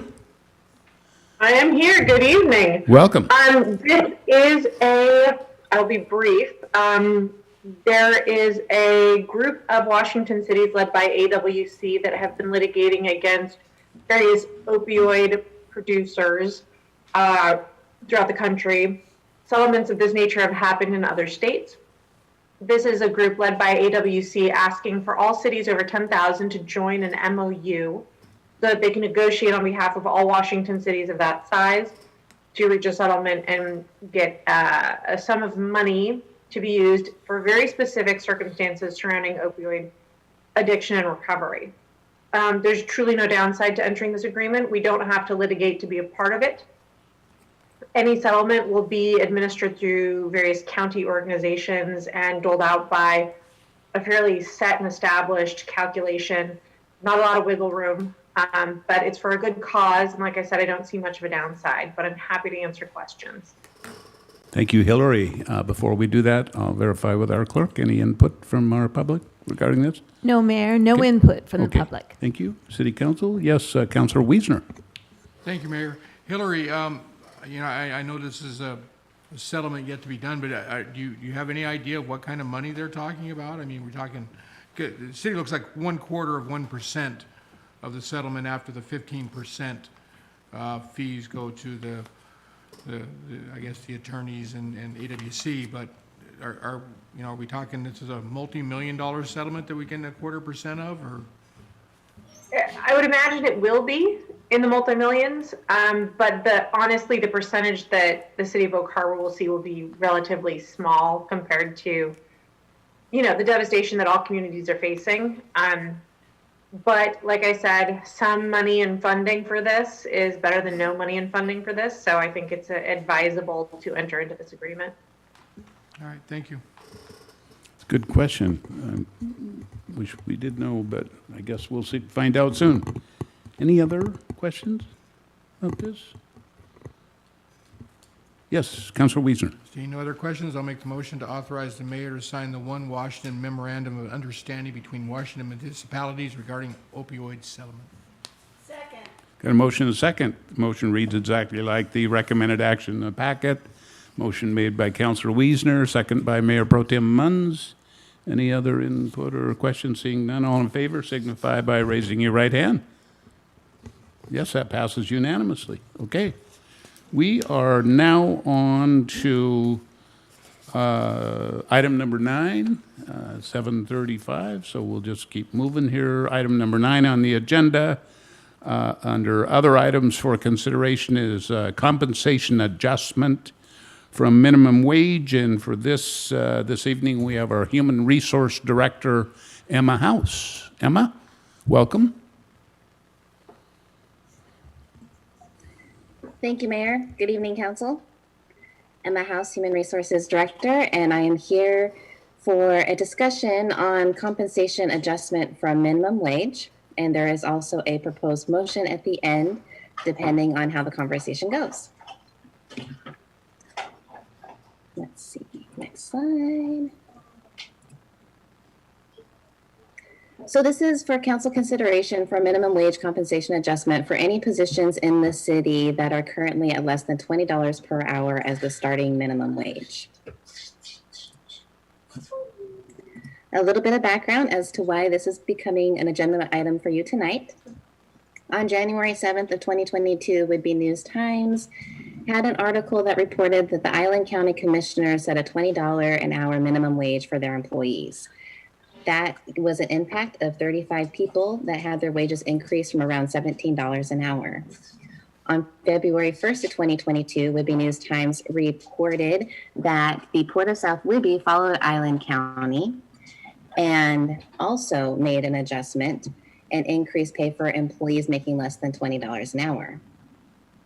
During that same article on February 1st of 2022, there were other areas that were noted for pay. And so the Whidbey Health noted that their minimum was adjusted to $18 an hour. The Oak Harbor School District noted that they had 4 positions that were currently under $20 an hour. South Whidbey School District had all staff more than $20 an hour. The Cookeville mayor reported that no one was earning less than $20 an hour and that their lowest starting minimum wage was at $19.62 an hour. The Langley mayor reported that all current employees were earning more than $20 an hour. And our city was quoted in saying that there were 3 classifications that currently earned less than $20 an hour. And that if we were to consider pursuing an increase, that we would come to City Council and make sure that that information was presented for consideration, which is why we are here tonight. As a reminder, in the Oak Harbor Municipal Code, it does talk about compensation for our employees and to pay at adequate levels of compensation, and also to make sure that we have a competitive compensation to promote recruitment and also to reduce turnover and make sure that we do have happy and productive workforce. So this is kind of a little bit of a summary as to where we were and where we are currently at and what it would look like if we were going to consider the adjustment to the minimum wage. So last year, you will see the seasonal laborers where their current starting wage was at, along with our program assistant and then our paid on-call firefighters. And those were the positions that were noted as being under $20 an hour in the Whitby News Times article. January 2022, we did have the 2% cost of living adjustment, and that did make an increase adjustment to our seasonal laborers and our program assistant. And our paid on-call firefighters are on a separate wage scale all by themselves, and we have been following the minimum wage for those classifications of paid on-call firefighters. And now that brings us to the meeting today, where the city is currently looking at the minimum wage for recruitment and looking at the current pay scales. And the recommendation would be to adjust those positions up from their current rate at January 2022 to align with our pay scale to be closest to $20 an hour. So that would be $19.90 an hour for our seasonal laborers as a starting minimum wage, $19.90 for our program assistant. And then our paid on-call firefighters would have a separate pay scale, which we would adjust to possibly $20 an hour. Knowing that we have already discussed the budget for January 2023 and that there has been an approved cost of living adjustment of 2% for the non-represented employees, we went ahead and put those numbers here in this table so you can see that as well.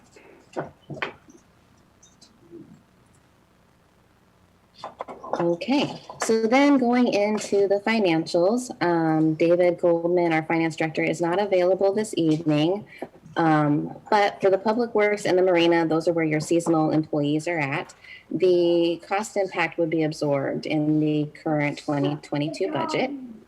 And then for the fire department budget for the paid on-call firefighters, there would be an adjustment that would need to be prorated for 2022. And there would need to be some considerations for the referendum. So at this time, I'm available for questions, but I also want to let you know that we have other people who are available to answer any questions that you may have, seeing as how these positions are directly in their areas. So we have Chris Sublett, our harbor master from the marina, Steve Schuler from Public Works. We have Chief Merrill from the fire department, Liz Lane from the senior center. We of course have Blaine Oborn, our city administrator, and I'm sure David Goldman would be happy to get back to you on any questions that you may have this evening. So now I will open it up to City Council. Thank you. Thank you, Emma. Before we turn to City Council, I want to make sure we've got no input from the public regarding this. Correct, Mayor. No input was received from the public on this item. Okay. Then we'll begin with a question from Councillor Hoffmeyer.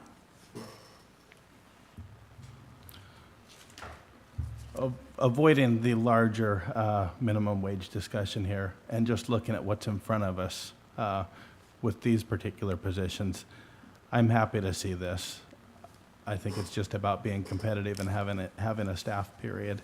My question would be for Chief Merrill, as his department is looking at the biggest fiscal impact. The raise from roughly $14 an hour to $20. Is there some thinking that that could possibly help with the staffing issues within your department? And feel free to give me any input you have on this. How much time do you have? As much as you need. Wait a minute here. We got. I didn't bring any candy tonight. No, go ahead, Chief. I have mixed emotions about this that I have shared with the city administrator. I've shared with Ms. House. I have shared with the mayor via emails and with David Goldman. I think our people are worth every penny we can possibly pay them. Absolutely, 100%. When we look at this pay scale, $20 is the minimum that it starts out. And when we look at our raising scale, it'll go as high as $24.50 an hour, depending on the qualifications of the individuals. That's $119,000 to start out with just to fill our D-shift program, which is a pretty good chunk of change. I am totally 100% in favor of this, provided it does not impede our potential to hiring additional career staff when that time comes. The increase in the wages for our individuals is great. I think it's a super thing to do, but it does not change our dynamics as far as the number of people we have on staff. It makes no change to our response times. It makes no difference to the amount of people we have on staff at any given time. It increases the wages to those folks that are there, and I think that is a super thing to do, and I'll tell you that over and over and again. The concern I have is in the long-range plan of what we are planning to do over the next couple of years, as long as it does not negatively impact the hiring of additional career personnel, I'm 100% in favor of it. And I have shared that with the whole team before, so it's no surprise to anybody. That's like, don't say I didn't warn you. Very Thanks, true. Chief. Thanks, Chief. Councilor Wiesner. Thank you, Mayor. Chief, while you're on the hot seat, let's talk a little bit about the program. Now, currently, the paid-on-call firefighters do they get reimbursed for mileage or their vehicles to run in for a fire or anything like that? No, everything is covered under their wage salary. So remember, in our paid-on-call program, we have multiple facets to the paid-on-call. Nothing we do is easy. I just want you to know that. So we have our D-shift program where we hire our paid-on-call to backfill the station at night, and they fill a 12-hour shift. We have 4 of them on at night, 1 during the day. So we have 5 D-shift positions, 5 12-hour positions per day. We also pay our paid-on-calls for attending training sessions, and then when they respond in for alarms. We do not reimburse for any mileage, any vehicle charges, any of those kinds of things, but we do pay for any events that they participate in. When we had like our training burn this last weekend, all the personnel that were there did get paid to participate as part of their training requirements. Well, and you're on to something, you're training, right? Let's face it, a lot of the folks come into the program to get that training to work themselves into possibly a full-time career, I'm assuming. Are we having a tough time filling those paid-on-call positions? Can I say yes and no? And I'll give you both sides of the spectrum. Yes, that's fine, yeah. When we go out to do our recruiting, we do recruiting once or twice a year, depending on the staffing levels that we need. And we generally like to hold about 31 to 32 positions. Right now, we're down to 26. And I'm going to back up a little bit. Part of the reason we had a decline, good old COVID took some folks away from us that we have slowly been able to refill those positions. So we're holding, after this next Recruit Academy gets done, we're going to be back up at 31 people. We are authorized to have 42, but financially we support 32 people. We keep a lot of people long-term. As you well know, we've got people that have been there 20, 25, 30, 35 years. And then we kind of feel like we're a training ground to send them off to get a full-time job somewhere else. If we keep somebody 3 to 5 years before they go and find a full-time career position, we feel like we've done very well. Of course, we do have some turnover due to the Navy. We take some Navy personnel on. But statistically, 3 to 5 years right now is what we're going to see for an individual, and they're going to go on to a career position elsewhere. And chances are that the change to $20 an hour is not going to change that.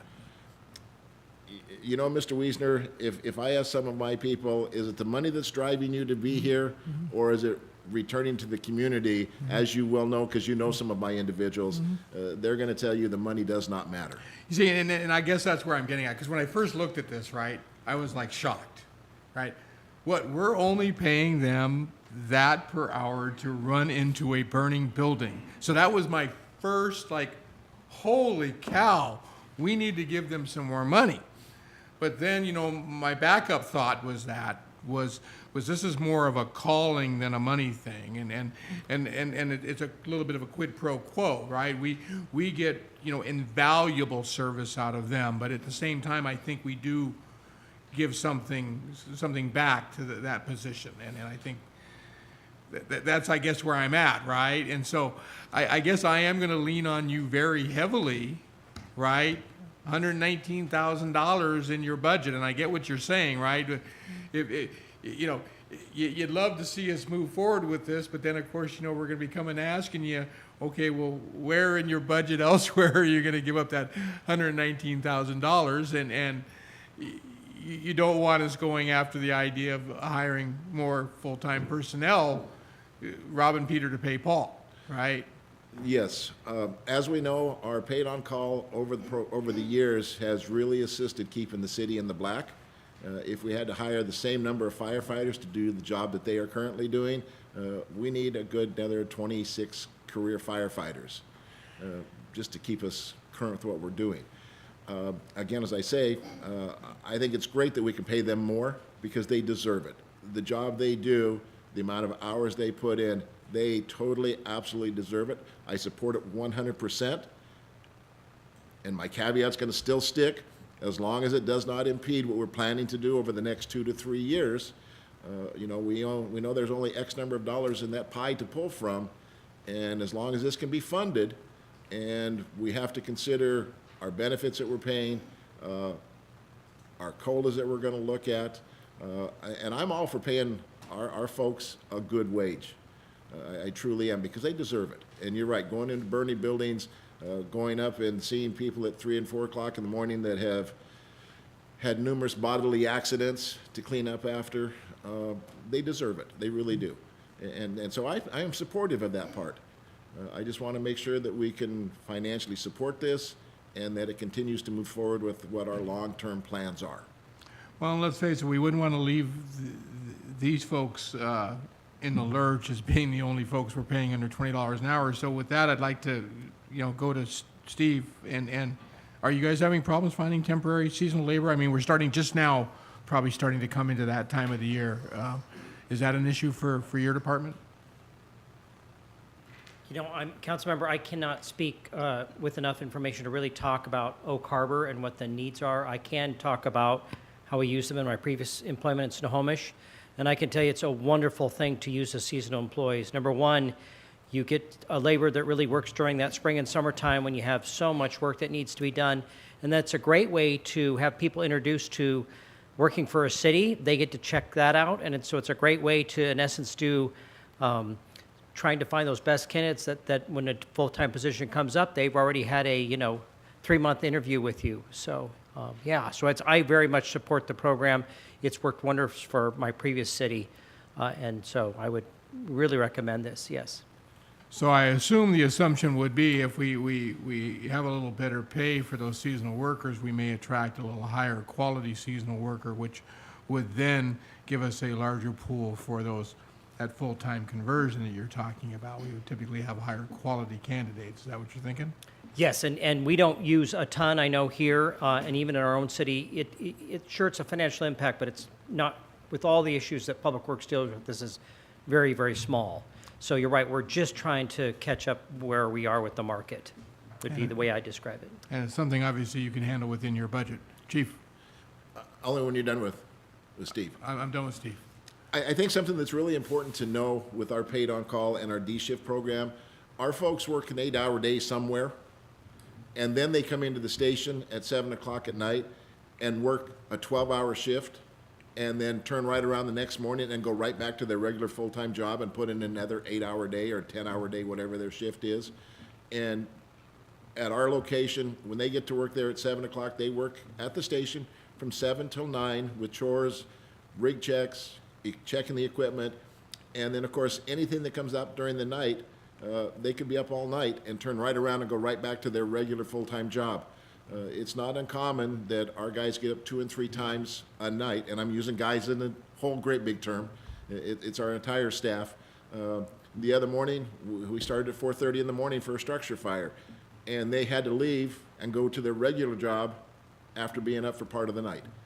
So, yeah, they deserve more money, absolutely. Thank you. Councilor Heisen. Thank you, Mayor. Since Chief's already in the hot seat, I'll start with the fire. The fact that we are paying paid-on-call firefighters minimum wage for doing the exact same job as career firefighters with all the exact same certifications and requirements has always been kind of a source of embarrassment for me. So I'm happy to see this. And I won't hold it against you when it comes time to hire new staff. What I'm hoping is that this might give us the ability to reduce the pool of paid on-call firefighters, because the income, the compensation was low, and it's kind of inconsistent since it's an on-call gig. All the paid on-call firefighters have other jobs, and so if we're able to pay them a little more to be a paid on-call firefighter, then they might not all have to work 3 other jobs and might be available to actually respond to calls more often. So we might end up not needing to hire as many if they're actually available to respond. So, I hope it will end up averaging itself out. I don't know if that's how it'll actually work, but that's kind of where my brain went with that. And Emma, I don't know if you can answer this. Hi, Emma's kitty, by the way. I just pulled this up on the city website, and currently we've got the paid on-call firefighters listed. We've got seasonal laborers for Public Works. We have seasonal labor for Marina. And the seasonal labor jobs were posted 3 weeks ago. Can you tell us what kind of a response that we've had? Because those are currently listed as starting at $14.77 an hour. Yeah, it's a great question, because all of us in the comparable cities have all started to recruit for the seasonals right now. We're definitely lower right now with our recruitment than other comparables, and we're only seeing a handful of candidates right now compared to in the past when we usually see a pretty good amount and we have a pretty good number to choose from and pick from between all the divisions. So definitely not as much as activity right now as we would have thought to see within the first couple of weeks, and not as competitive right now with our comparables who are also recruiting for the same position. Thank you. I'll be real interested, if things head in that direction, if we're able to increase that base pay and see if the response improves. If and when we do that, I'd love to receive an update if you see an uptick in applications. But yeah, just For sure. Overall, I absolutely support this move. I think that it's long overdue. Thanks. Thank you, Councillor Eisen. Councillor Evans. Thank you, Mr. Mayor. Emma, question for you. I understand that Public Works and Marina are going to absorb the cost increase in their current budget, but what is the cost increase for them? And I don't know that we have determined that, because it does depend on how many they determine they want to bring on. In the past, Public Works has usually brought on between 6 to 8 seasonals in the summertime. We're thinking maybe 4 to 6 this summer. We're not really sure yet. And the Marina usually brings on 2 seasonals, but I think they might be bringing on a couple more this summer. So it kind of depends on how many we ultimately depend on, like, actually hiring. Okay. Thank you. Too bad. You're welcome. If Mr. Goldman was here, I'm sure he'd have that answer. Sorry about that. Yes, Councillor Hoffmeyer. He would. Emma, I have a question for you here, and I guess I'm going to ask you to pinch hit for David Goldman just a little as well. Going into 2023, the minimum wage is obviously going to go up probably close to another $1. You're 24 the same. So I guess my question is this fiscal impact we're looking at, is it possibly 25 to 50% smaller than what we're looking at over the next few years, would be my question. Can I defer to Blaine? I'll take a shot at it. You raise a really good question, because we won't have to increase them. That's one of the advantages, because every time the minimum wage goes up, we have to increase the firefighters. That's been the one that's closest to. The other ones aren't quite as close to the minimum wage, so they haven't been affected by it. And as far as the cost, we didn't. It's nothing's minimal, but I think we didn't attempt to calculate it, because we figured it was not a lot of positions. Like I said, it's about 2 positions, and 2 to 4 in the Marina, 1 position in the senior services, and about 6 positions in Public Works. So, and then those aren't all year. So obviously the one we did calculate was very material, with the chief having 32 positions all year long. So much more, a larger impact. And so we did calculate that one. Thank you, Blaine. I'm ready to make a motion. Okay. I move to authorize the mayor to increase compensation for positions earning less than $20 per hour. Positions include seasonal laborers for the Marina and Public Works. program assistant for the senior center, and paid on-call firefighters, employees of the fire department. Second. So we have a motion and a second. That motion reads exactly like the recommended action in your packet. Motion was made by Councillor Hoffmeyer, second by Councillor Heisen. Any other input or questions about this? Yes, Councillor Marshall. Thank you, Mayor. Chief, I just have one question for you. Do you foresee any kind of trickle-down effect from this? If your paid on-call firefighters are getting a significant pay increase, do you see your career firefighters then coming back and saying, hey, we'd like to have more money now that these guys are getting more money? Or you. There's a trickle down for you. The union just settled, as you know, their contract for the next 2 years. So I really can't speak to what the union would be asking for over the next 2-year cycle after this. Something I would like to address, if I may, for Mr. Hoffmeyer, our numbers are pretty fixed. We know just by positions. The way we came up with the number is the number of D-shift positions that we fill on a daily, weekly, monthly, annual basis, and then took the difference between what we would have been paying on our average salary compared to the average salary with this increase with our 4 steps.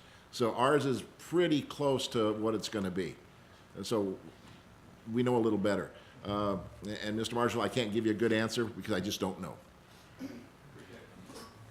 Okay, good question. We have a motion and a second. Any other questions or input about that?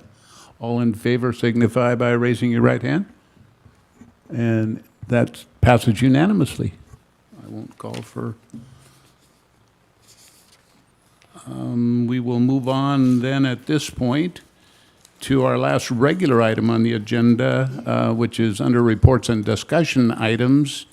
And for this, an update on Windjammer artwork, we have our city archaeologist and our Arts Commission liaison, Gideon Kaufman.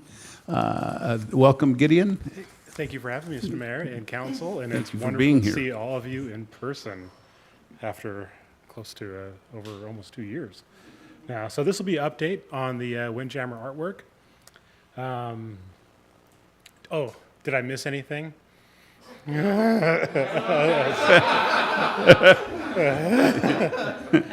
Anyway, so it's going to be going over 3 pieces. One is the Pat McVeigh acorn.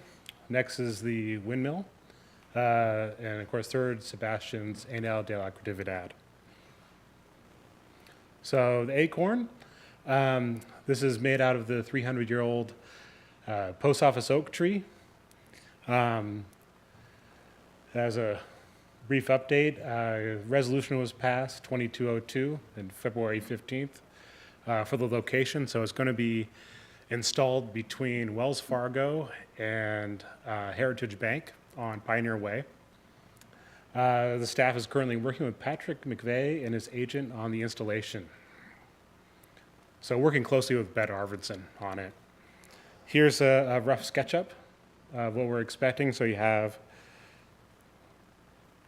there we go, Pioneer Way there, and the sidewalk leading to Windjammer Park. And here's the bench that you sit on. And here are the joints of the concrete. These joints are about 8 feet by 8 feet. We want to have a good about 4-foot space between the bench and the sculpture for ADA access. As you can see, the base of it is going to be shaped like an oak leaf. It's going to be made out of 3/8-inch steel and coated with a non-slip coating for safety. Very preliminary schedule. So March through June, we'll be working on design. There's going to be a common thread with all 3 of these pieces, and that's the pre-application, the pre-app process. May 12th is the next Arts Commission meeting, so we'll be asking to approve funds at the May 17th council meeting. And let's see, May through June, if we get the funds approved, would be fabrication acorn. It's a term I learned called shop fab for it. And then start the application for city permits June, July, and hopefully install it in August of this year. Windmill. So a little bit of background. It was built in '79 and it was demolished because of structural issues in 2017. That was done through Resolution 17-19 for the demolition, but it also included language about reconstruction. However, it did not include the budget nor a timeline for staff to follow. A community group was developed thanks to Councilman Wiesner. So you have the Oak Harbor Rotary, Jim Wiesner, Bill Larson, Hank Neidham. He's stopped by my office a couple of times, so we've managed to rope him in. Brian Jones, Ryan Wallen, who's doing the design work, as well as city staff, so Kat Kamak, Alex Warner, and David Cool. This is the design that Ryan Wallen has created. It's overimposed a picture from 1640. It's called a smock windmill because of the style of smocks that were worn historically. So it kind of has that triangular shape to it.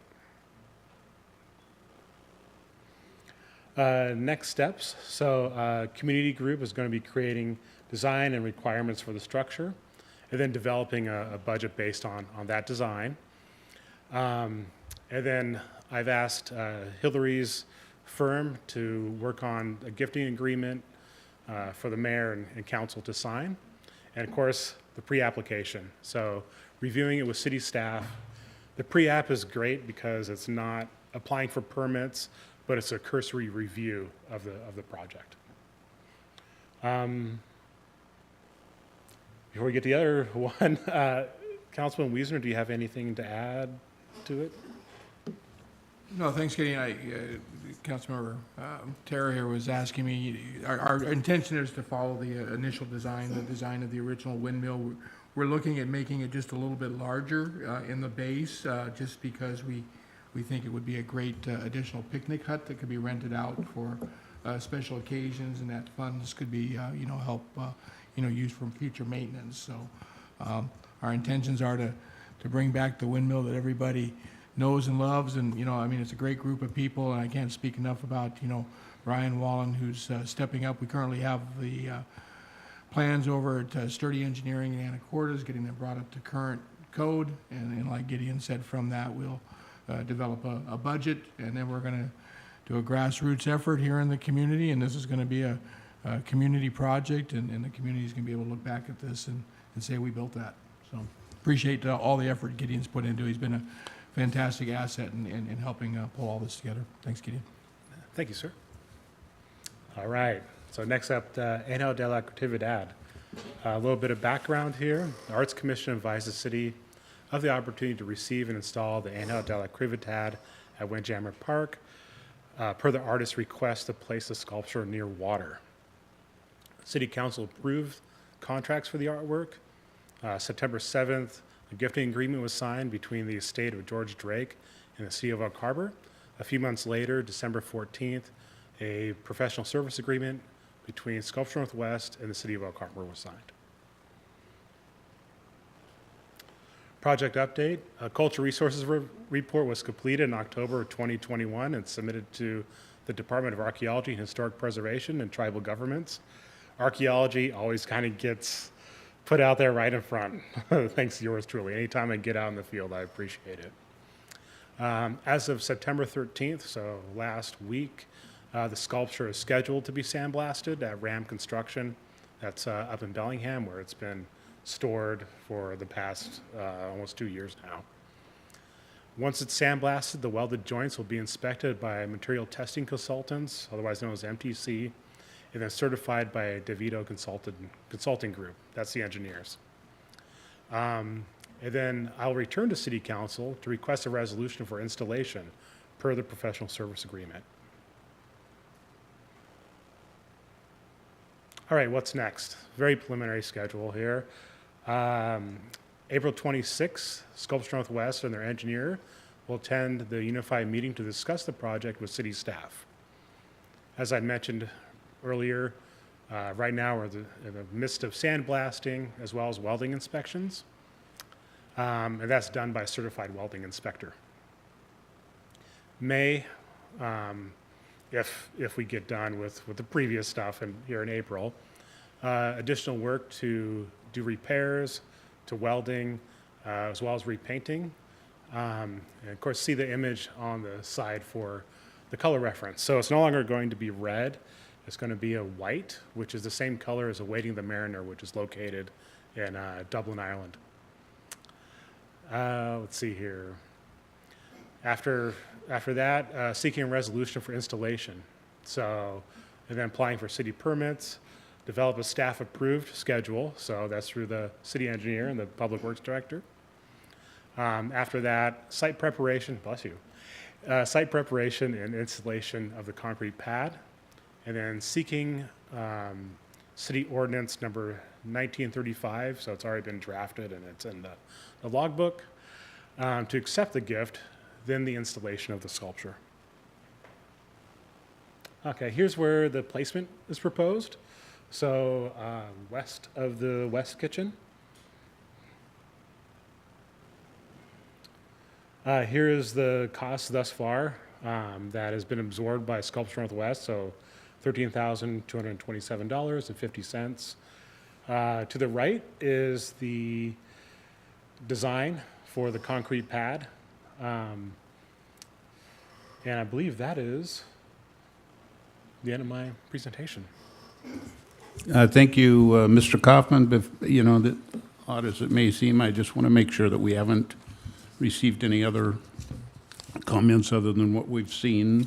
That's correct, Mayor. Just In those writing? comments that we've received Okay. so far that were Okay. shown earlier. Great. And before we turn to council, I just want to say a couple things, and that is that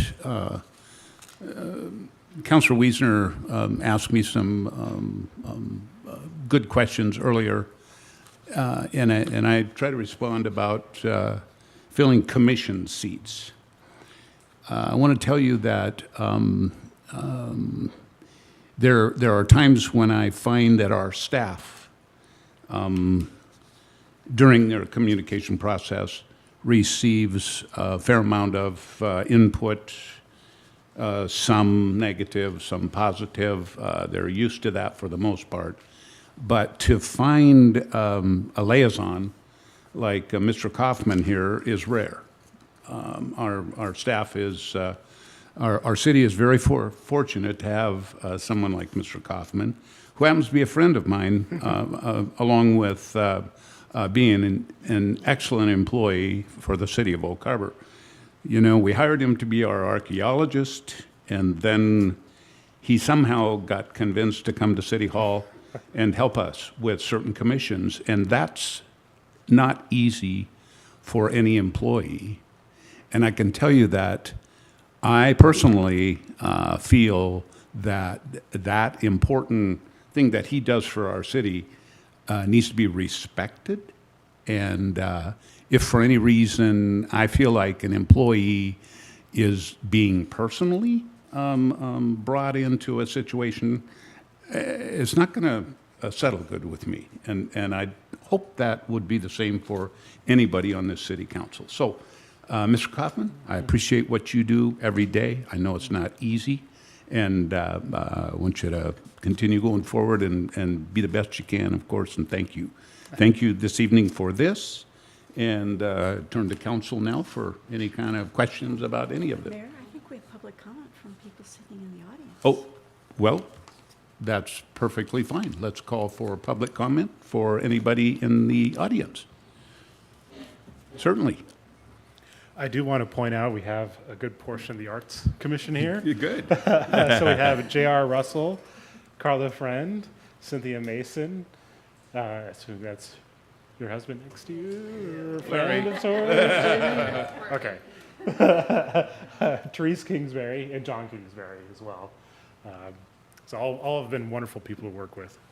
Thank you, Gideon. So, opportunity, if anybody would like to speak from the audience? Okay. Thank you for reminding me, Council. Thank you. Sorry about that. Let's turn then to Council. Councilor Evans. Yeah, I just have a couple questions, and I agree with you, Mr. Mayor, that staff is doing a good job, and I don't know why we would attack you. But the few questions I have are in regards to the PSA agreement that we have. Being new to council, I don't know if this information has been received or not, but some of the obligations that Sculpture Northwest had was to obtain written approval from the Navy. Has that been completed? Yeah, that was done very Excellent. early on. Thank yeah. you. And then Sculpture Northwest agrees to conduct public outreach and provide responses to the answers from the general public. I'm not sure. You have to talk Okay. to Sculpture Northwest. Thank you. And then last one that I have is on the maintenance plan. Within 10 business days after executing the agreement, Sculpture Northwest must provide a regular schedule for maintenance of the sculpture, which includes but is not limited to cleaning and painting. Do we have that? Not that I'm aware of. Okay. Yeah, we do have a cost, which I believe is like $2,500 a year. Okay. Something like that. Thank you. Those are my questions. Okay. Thank you, Councilor Evans. Thank you very much. Councilor Hoffmeyer. Yeah, looking at the back row, JR, Carla, Cynthia, Larry, Therese, John, they are one of the more dedicated groups of public servants that you'll see out there. I mean, their time and their contribution has made Oak Harbor a better place. We are going to be allies on many issues. I, like you guys, still don't know how this vote falls. You know, when the survey went out, I filled out the survey. Here we go publicly. It's public. It could be records requested, right? That's fine. I filled out the survey. I thought the Angel of Creativity was cool. I thought City Beach was a good place for it. That said, ran a campaign throughout the whole summer, all the way into November. I knocked on 7,300 doors. Again and again and again, we're talking probably every other house, it wasn't don't take it, interestingly enough. It was don't let it go at City Beach. I do think we have an opportunity here to let the public feel that they've been heard. I don't feel to the Arts Commission, and I don't feel it fair to the piece of art to just turn it into this albatross by bowling ahead with it. You know, I met with Mr. Nash back in December down at City Beach, cold, windy day. You know, we talked, and I think he was surprised to hear that I actually thought it was cool originally. Like I said, it ran a campaign, knocked on a lot of doors. I have to keep my word on that end. If there was an option for it to go at Catalina or somewhere else in town, I don't know what that looks like, but that's really, I would like to be able to get to yes. And I understand that's going to cost me votes. Our job up here is to lead. That's our job. And I truly wish that there is some way for council to get to yes on this. And that said, maybe it ends up going at City Beach, but I won't be for it at City Beach. Okay, Councilor Stuckey. So you're going for the time frame for the sculpture. When do you, because I didn't see a date on the final point, when would you estimate it becoming to a vote to council? I didn't see a month associated with that. So I believe it was like May, I'll just say like the June meeting. Because right now it's going to be sandblasted, repaired, and then it'll go to council for resolution for installation. So I guess here would be my question, and maybe this is for our city administrator as well, because I'm thinking back to that motion. I guess I did not realize that it could be coming in front of us a vote as early as June. That may make things a little bit different. As far as, you know, Eric Marshall, you made a good point about, you know, if the Sculpture Northwest wants to spend the money, that's kind of on them to get, but it's still staff time. It's still staff time to do something.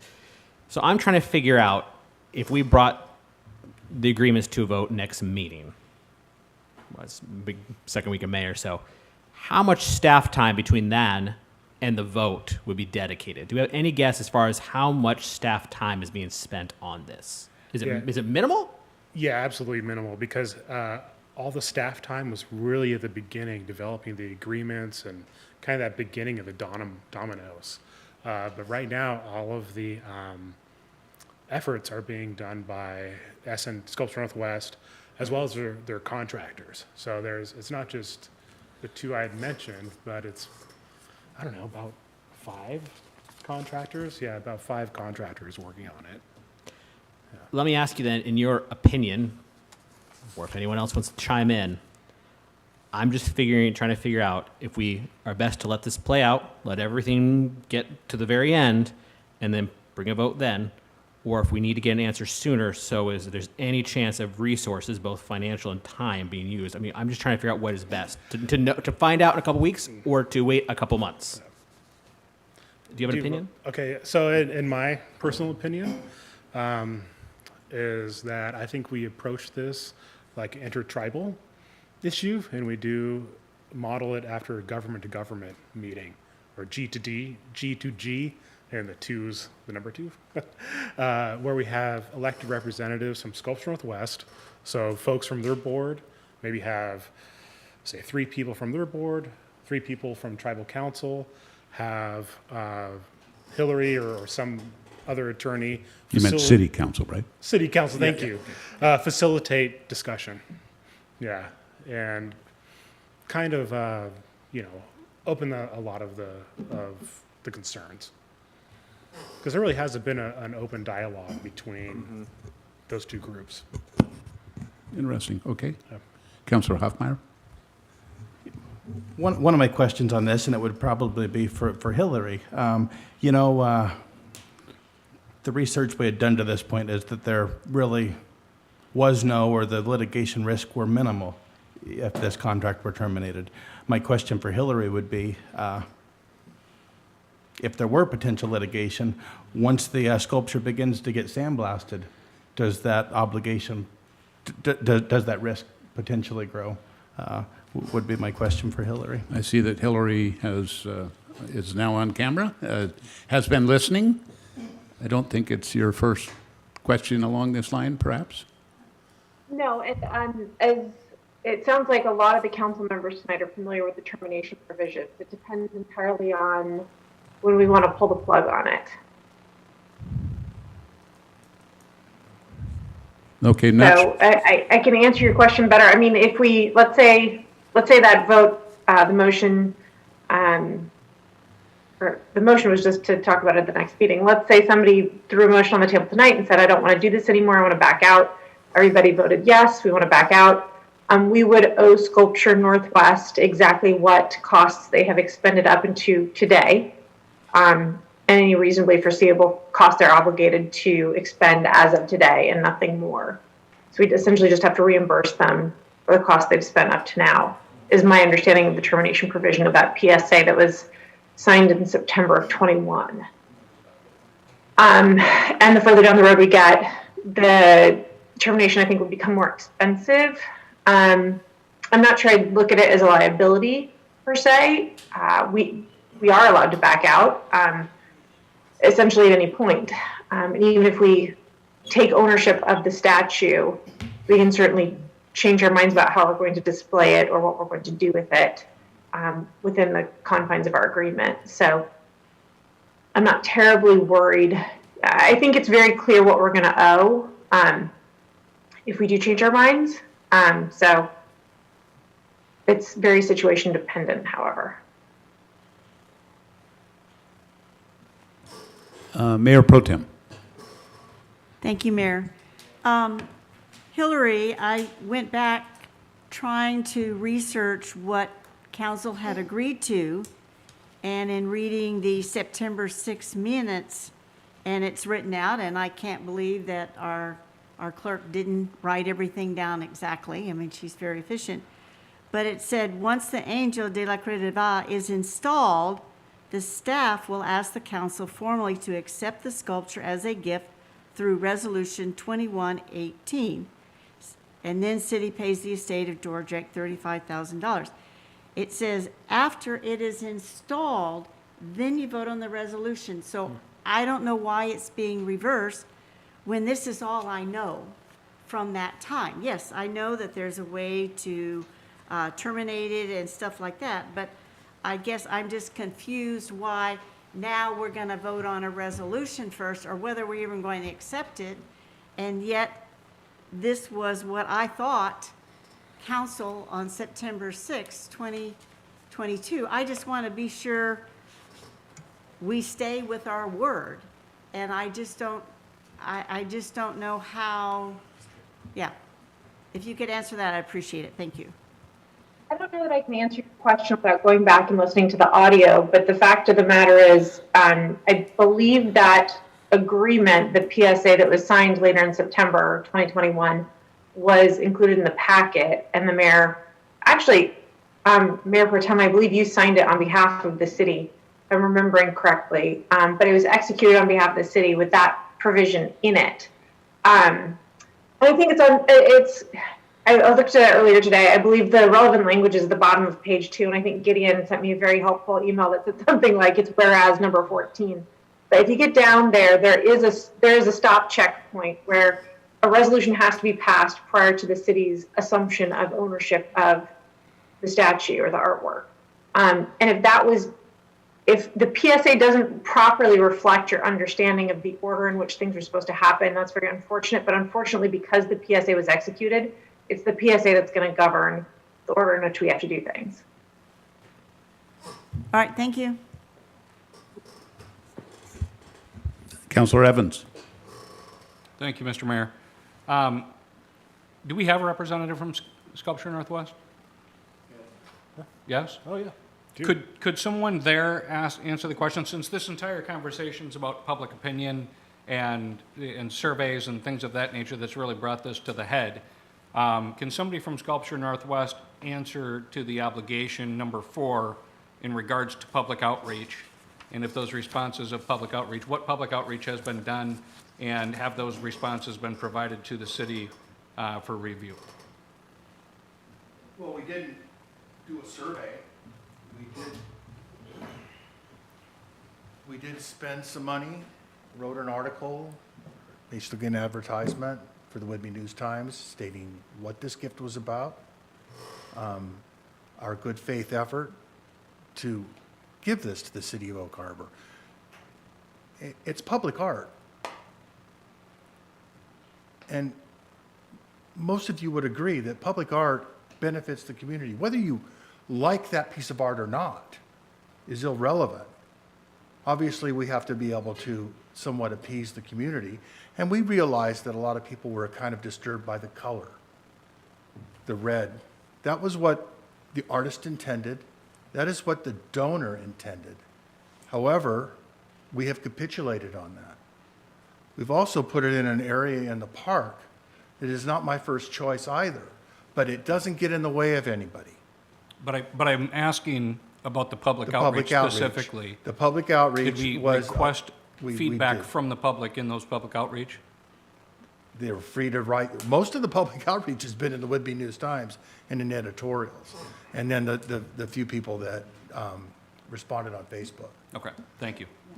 There's almost all of the public comment to City Council has been positive and from prominent members of Oak Harbor. If And- you want to look back to all the public So, And I have. listen, Thank you. we'll either... Thank you. Yeah, we need to have you at the mic if you're going to Yes. speak, please. So I guess, I don't know if that is what the public outreach that was intended in the PSA to provide responses, but that's my thought, is the intent of that being in the PSA would be to get feedback from the public, and I just don't know that we have accomplished that. We, as an art commission, were told succinctly that we would have input on designing the survey. I'm not asking specifically And about that the survey was the public outreach on behalf of Oak Harbor, and we, as the Arts Commission, were told that we would have input on the survey. The survey was rushed, and less than 24 hours after our request, and a yes, you will have input, it was released on Facebook, only on Facebook. And was that survey done before the PSA? Nope, Which is it? after. It was done after the PSA? Okay. Thank you. Councillor Heisen. Thank you, Mayor. I can look back, but we received, after some publicity, a ton of public comment in the form of people leaving messages and writing in, and it being displayed on the thing before the social media survey or any of that went out. And there had been articles in the paper, and we received a ton of public feedback prior to that. And so we'd have to go back and find those, but I would be happy to find those, because she's right. The most of it was positive when we were still in that stage of gathering feedback. And I will echo Mr. Hoffmeyer's opinion about location. Windjammer certainly isn't my first choice. I wish it was going somewhere else, but as Ms. Kingsbury's comment at the beginning of the meeting, the one you sent in, pointed out that this was approved the plan was approved unanimously by both the Park Board and the Arts Commission. So people that have spent a lot more time than I have looking into every detail of this all unanimously seem to think that Windjammer was the best location. So, while I'm not thrilled about that, I am gonna certainly probably err on the side of the recommendation from the committee. And speaking of the committee, Therese, I don't know if you or maybe Blaine remembers, but at a workshop, I think it was a couple years ago, there was a presentation, and part of that presentation went into the actual numbers about economic development and how public art basically pays for itself in terms of return from economic development. And I've gone back in time and I've looked for that and I can't find it, but if you still happen to have that PowerPoint somewhere, or if Blaine knows when-ish that was done, I would really like to revisit those numbers. I've got that. You have So yeah, want me to? I almost put it in your packet. Would you like me to just maybe email it to Julie or somebody, and maybe she could distribute it, or? Yeah, or Yeah, email it to us. Yeah, I would really like to see that again. Thank you. Can do. Perfect. And I would also love more updates on post office oak tree projects. I know that a lot of the ideas that were brought forward for that had to do with the community room and the space that was going to go in the treatment plant, which the community room ended up getting nixed from the plans, which which eliminated that potential space for we had so many great post office oak tree projects that were going to go in that space. So I realize that now that the space is gone, we have less opportunity to do that, but I would really like to see more of that oak tree utilized for, anything we can do. And I think that the acorn is a great first step in doing that. So I would love to see more of that. Yeah. The ring that's been preserved and it's out on is being preserved, it's up on the hill where the oak was and is stored, is preserved, and it's going into the interpretive center. Oh, wonderful. Yeah. Great, thank you. Good, that's good to hear. And I think that is, that's everything I had. Thank you. Thank you, Councillor Heisen. Councillor Stuckey? Oh, this situation sucks for everyone. I mean, let's be honest. It really does. I mean, I understand extremely where Culture Northwest is coming from. This was negotiated in good faith. It should have gone through the Arts Commission. The survey was poorly done. I pretty much agree with every statement that's been said on either side, quite frankly. The two questions I have is that survey, that again, I'm not defending that survey at all. How many responses did we get? I was not on council at the time. Can someone tell me how many responses we received on that survey? How many? 700. So more than we've gotten, almost double what we've got from Windjammer so far. And I too, like Hoffmeyer, I didn't go door to door, but I will say most people I talked to, it was a fairly negative impression. So my personal lens has been mostly negative from people who've talked to me. But that being said, I'm one person, and who you associate with are often who's going to be, supportive one way or another. If you reevaluate the survey and the Facebook page, you'll note that 60% of the responses didn't have anything to do with the Angel. They talked about a windmill. Point of order, Mr. Mayor. Okay. Yeah, I think now we're going to be here at council, and I think we're done with the discussion from the audience. So thank you. Thank you, Mayor. The one other question I have, and the part that I'm sticking out to put my motion out again or not, and if we need to do executive session, I understand, but for Hillary, I'm just trying to figure out if we vote on this next meeting, as opposed to voting this on June, what's the financial repercussions? I hear we're kind of dancing around. I understand why we might be. I'm just trying to figure out, should we bring this to some sort of a vote in a couple weeks, or should we wait it out? I'm trying to figure out what the implications are for us, because you said something interesting that we would be in it for what's being spent. I would hate for more to be spent and us be liable for that amount. So if we need to talk about this elsewhere, that's okay, but can you give me a little insight on that?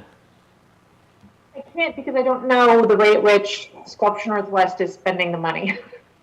So I think Gideon might be the best person to inform you of what the difference in work and money will be expended between your next meeting and June, let's say. Do you have a guess?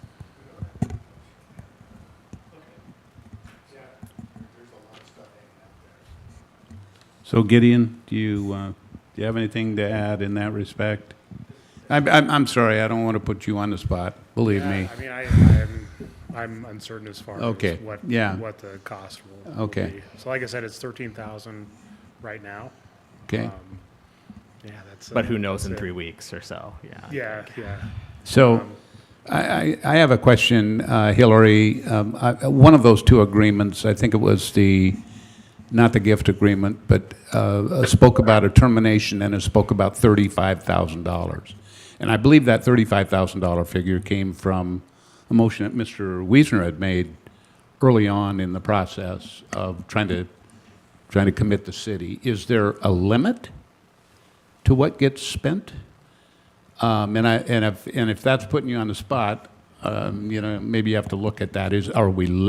Will they reach a limit at 35,000, or can they spend 100,000? 100,000 is the transfer price. So when we accept the artwork as our own, we pay them 35. Is my understanding, Okay. but I can look at it and shoot you an email. Yeah, I know that the agreement talked about that figure in the termination clause, but again, I'm not an attorney or an author of either of those documents, so I guess we still have no answer about where the cost could go to. Mayor Pro Tem, do you have an answer? Not on the cost, but I am very intrigued with Mr. Kaufman's suggestion about getting the different groups together. It seems like everybody wants to get to yes, and that seems like the best idea, to get the different parties together to discuss it, and instead of saying no, say, how do we get to yes? Is it possible that it could be put in a different location? The only thing is we've done, the geotech has already been done, and they're planning the platform for it to be insulated on because of that geotech and that specific space in Windjammer Park. But just to take a vote of yay or nay, yeah, it does upset me, because when I've read this, and I know that there was an out, but it was if they weren't meeting their obligations and the sculpture was deteriorated or something. But I really like his idea of that, and I am being selfish, but I would like to be here for a vote. So I'm, Okay. yeah, I Okay, don't know what thank the other you. costs are. Thank you. Thank you, Mayor Pro Tem. Any other council? Yes, Councilor Marshall.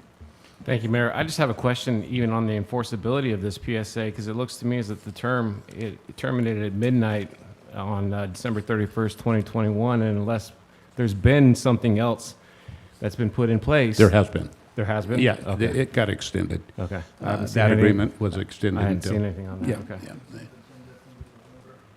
So, yeah, that part's, yeah, Councilor Evans.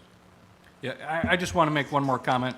Number one, in regards to the windmill, obviously, our personal opinions really shouldn't matter in regards to any of this, because we're representing the people of Oak Harbor, the people that voted for us to be here, which I know the windmill was a huge deal. So I would like to thank Councilmember Wiesner and the Rotary Club for doing that. That's huge. And in regards to the sculpture, I have no personal feelings about this. I am not an art person, but I do want to make sure that I'm representing the constituents of Oak Harbor properly, and that's the reason for my questions. I know that we'll come to a resolution.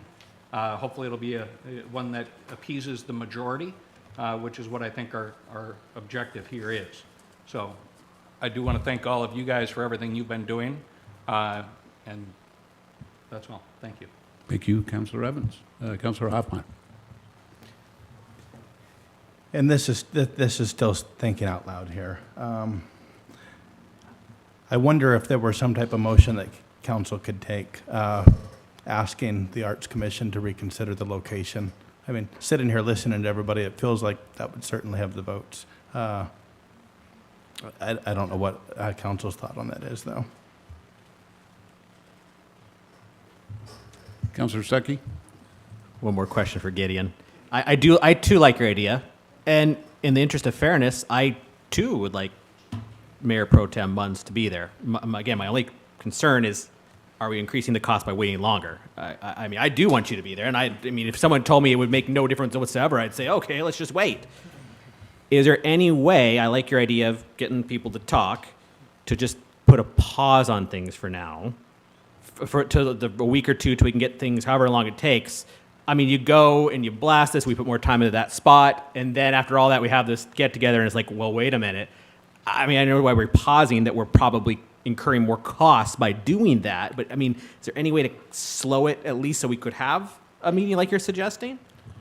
You're putting my friend on a, yeah. I'm not sure it's his call, but it is a great suggestion. Yeah, I could talk to Richard Nash. Right now, it is inside. So it went from being stored outside, kind of right next to the building. And from my understanding, it's in this large building where they sandblast cranes, because Ram Construction has these huge cranes that they have to maintain, so they sandblast them and inspect the welds and then repaint them. Inside shop space is a little bit more expensive, as costing Ram Construction, a little bit more. So, I mean, I could talk to Richard. Does anybody else have any insight? Well, Gideon. Yeah. I just, I've already told him that we're kind of done with comments. Well, you did, just one thing, you asked about the commission. Would the commission take this? I'm on the commission, so I'll take 2 minutes. Because you said, hey, would it be possible for the commission to take this? I'm on the commission, so I just have a couple of questions to you. I don't recall that I said that, but I didn't say that. Well, so Jay, hey, I'm sorry. I know you weren't here in the beginning of this, and I'm sorry, but we've had quite a bit of comment here, and we decided that this was going to be discussed up here at City Council, and so that's where we're at right now. You're going with half the information. Again, we started this conversation early. Well, so when I come back, because before you asked for us to speak, but I wasn't prepared to speak until I saw what was going on and what I would have to speak to. So I will be back to speak. Okay, and that's great. I welcome you back, and council, it's your meeting. So, if you want to change this at this point, let me know. Otherwise, we are discussing some sort of a conversation between at least a portion of City Council. I'm not sure who that would be at Gideon's suggestion. So it's your meeting, Mr. Hoffmeyer, Councilor Hoffmeyer. Again, I'm only one of 7. The city clerk may be able to answer this better. If there were a way to make a motion and a vote, for instance, I would be in favor of hearing what JR has to say. if there's a way to get there through procedure. Council? Okay. JR, you're up. Sorry about that. I'm not, you guys are, everyone's right. J.R. Russell, our commission, tired. Yeah, you are, no, you're all correct. But there's a flaw in the correctness. When this first came up, if you go back in history a little bit, when you first started talking about the statue and the angel of creativity, when the Whitby News-Times covered it, the headline on the page, front cover, had the windmill. Like, this was going in place instead of the windmill. So we're asking questions to people based on their bias. So when you say you've gone to 730 people, they're biased. We're just following the news with what's being reported to them, because it is news. So when you have negative news, that's still news, and that gets traction. So now I'll take it. I could give a hoot about it. You know, I'm not an art person either. But I have been to PISA, where my kids went to school, and when you see everyone that goes to PISA, they've got this. When you go to the DC and you look at the Washington Monument, everybody's standing there doing this. You can go to Berlin, other places that I've been, the tallest structure in the city. People are standing next to it. Why? If you put that and then you say, okay, location, you can go down to Langley. What do they have?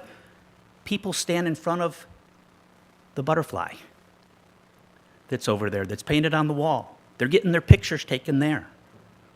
What do people come to Oak Harbor? They go straight through. I'm going to go to Coopville because there's an art park there. I can take pictures over there by art. I can go to Langley. Where can you go in Oak Harbor to stop to take a picture?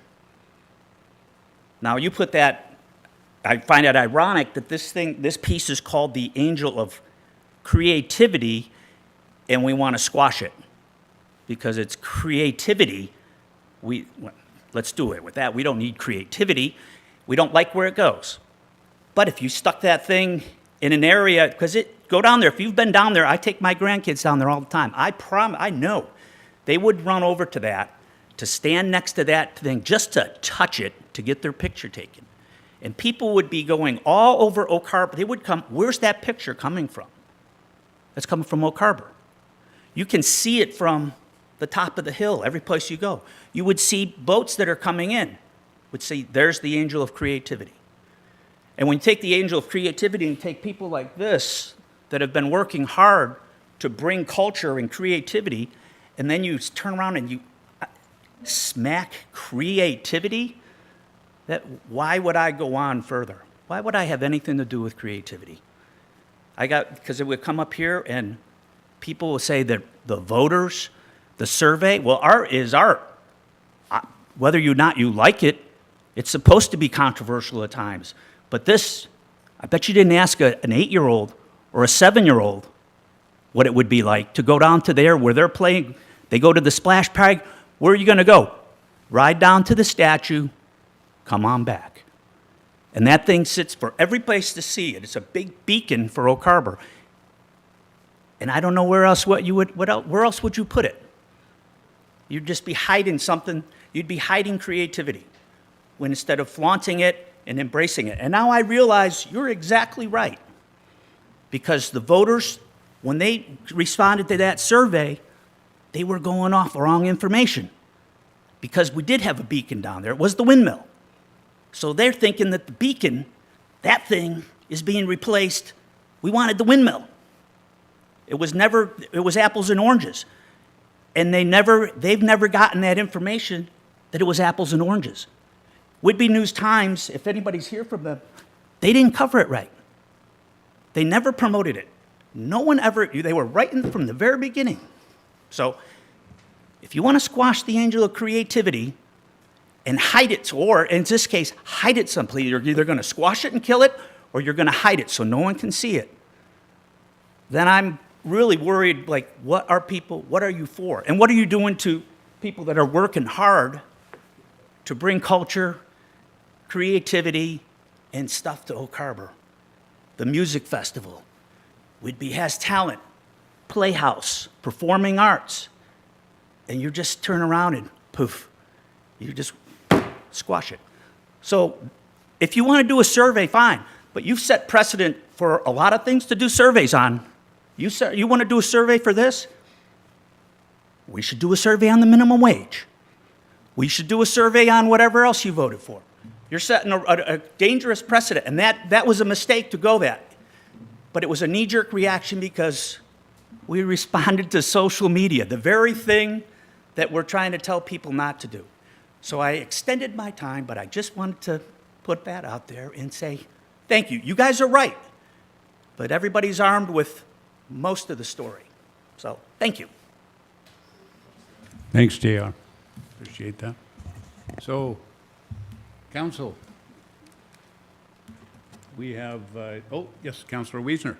Thank you, Mayor. I'm just going to go back to some of the initial comments I made earlier today. I think there's a path, right? And I think Gideon, great, example of the path, right? I think we all need to sit down. We need to have some members of council.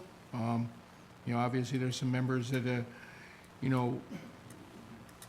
probably need some direction or are struggling with that direction, and maybe those are the council members or maybe it's the council members that think they know the direction, right? But let's get some of them in there. Let's get Sculptures Northwest together and let's sit down. Let's work through this. There is a path. Thank you. Thank you, Councilor Wiesner. So, actually, this item number 10A is not an action item. And so I think with that, we'll either, we'll close that part of the agenda and then move on unless council's got any more to say. If there's any other thing you'd like, yes, Councilor Hoffmeyer. With regards to the Windjammer location, and you could go back to the minutes, this would have been, October, September, probably somewhere in there. It's actually being hidden. The sculpture is actually being hidden at City Beach behind 3 soon-to-be 35-foot tall ginkgo trees. That's where it's actually being hidden because the public doesn't want it there. So maybe the survey was flawed. The public now knows the color.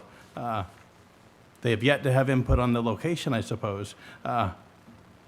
But maybe it's time to arm the public with all of the information, and maybe it's time for another survey. Otherwise, the 74% opposition from those 730 residents, that's the final record otherwise. Okay, any other comments? Actions? Okay, Councilor Hoffmeyer?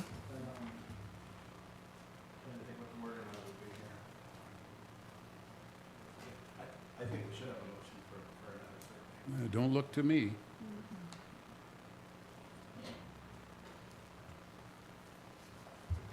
Councilor Hoffmeyer. Oh, I'm sorry. Mayor Pro Tem? Survey Monkeys, I think, work better than Facebook. I'm sorry, too many things have gone wrong on Facebook. There's bullying of other kids. There's someone that uses 10 different names that takes out their frustration, or I'm just going to show them.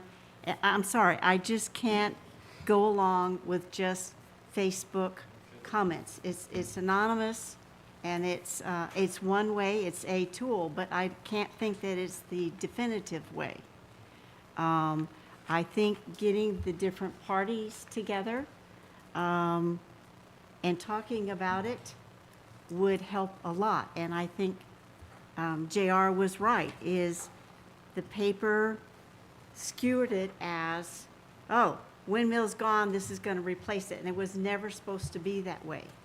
And I'm with Tara. If I go back and start looking at it, was mostly positive until overnight there was a survey that council did not ask for. It was just done.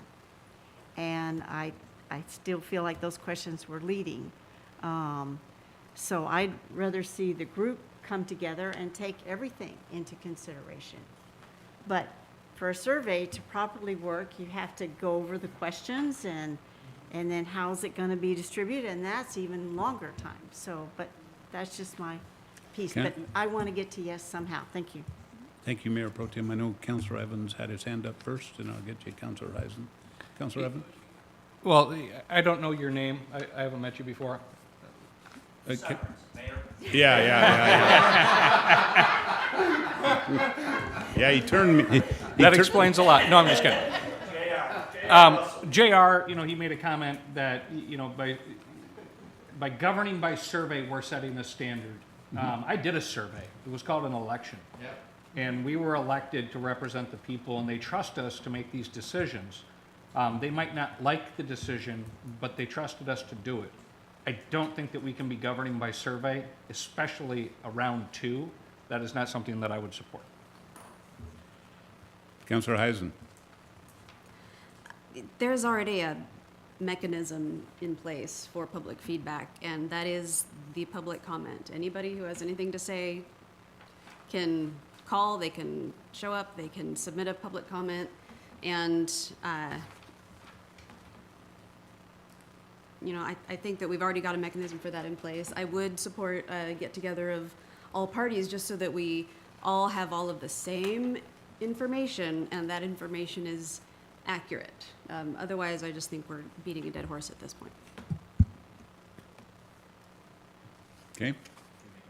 Any other? I'm sorry? If you...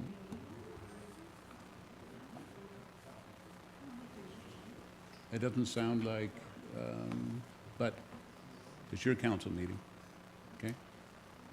Any other input or? Councilor Wiesner? I would just like to make sure that we're instructing staff to put that group together. We all got a nod? Yes. So, staff.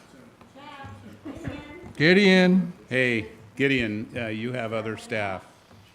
This should not all fall on you, but I would like you to take the lead to try to work towards, as you mentioned, a group to meet from Survey Northwest and our council. Yeah, and you absolutely. can perhaps speak with them about who's interested, who might not be, and I think we have to be a little careful about the quorum issue. Obviously, if we're going to have 4, we've got to 4 or more. We have to notify the public, and that's a public meeting. So Okay, gotcha. you know that. And I would like to maybe work with Hillary on it, or somebody from Yeah, staff certainly. or something. Yeah. Hillary's still with us, I think, and is certainly willing to be very available. Right, Hillary? Happy to help. Thank you, thank you. Okay. Okay, thank you. Yeah, we're going to go into executive session when we're done with this completely, and it sounds like we are at this point, okay? Thank you very much for your time and your patience and your hard work. Please, thank you. Well, I'm not sure. We got 4 minutes left. We're going to have to extend the meeting beyond 9. We'll be going into executive. So at this time, the council will take a short recess. We will enter executive session to consider the acquisition of real estate by lease or purchase per RCW 4230-100. Anticipated duration is 15 minutes. Action may or may not be taken upon return to the open session. So we'll need to extend this meeting to at least 9:15, perhaps 9:30 to be safe. How do you feel, Council? Yes, Councilor Heisen. I move to extend our meeting time to 9:30. I'll second it. Motion and second to extend the meeting time to 9:30. All in favor signify by raising your right hand. That passes unanimously. So we are going to take a 5-minute break, and then we'll be in executive session. Does that mean, are we here? Yes. What happens? No. Okay, that's right. We'll go into Yeah. the conference room. Good. And so, Mayor, you'll want to state what time we will be coming out of executive session. Okay, we will come out of executive session at 9:20. How's that? Okay?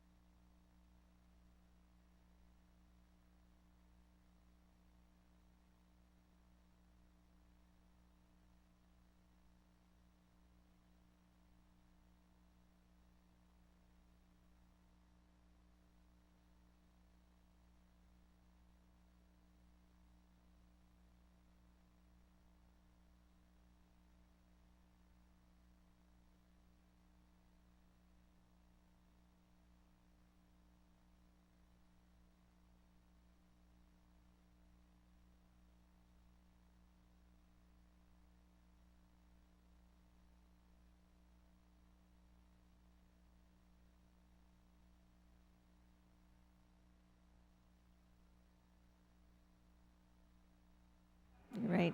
Julie, you talking to me or Hillary? I'm Who are you talking to, Julie? I'm talking to Hillary. Hey, Hillary.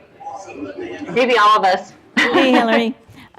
We're trying to move you into the breakout room, and it's not giving us the option to move you, but I have been able to give you the option to put yourself into the executive session breakout room.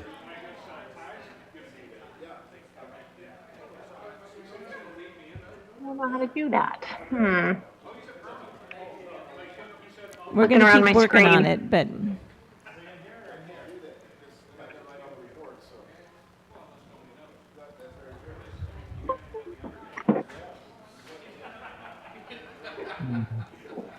maybe I need to make her a co-host, and then she can move herself.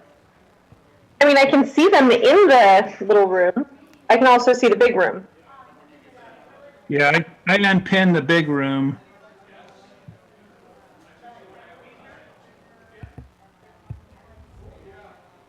Yeah, it's. I think it'll still be on, or if we're seeing the big room, we're not.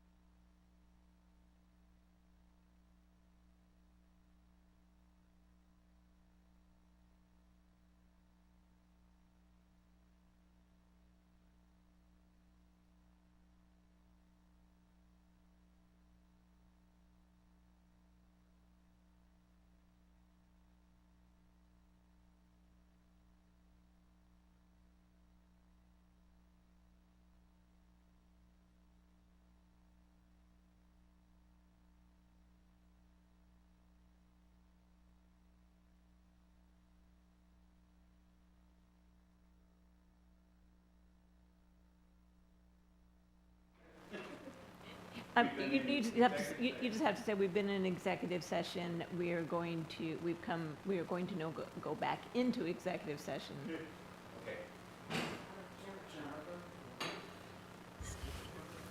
Let me know. Okay? So the Oak Harbor City Council regular meeting was extended, and we need to extend that further this evening. So the thought is that we will be in executive session for at least another 10 minutes, and we will need to extend our regular session until 9:45. Okay?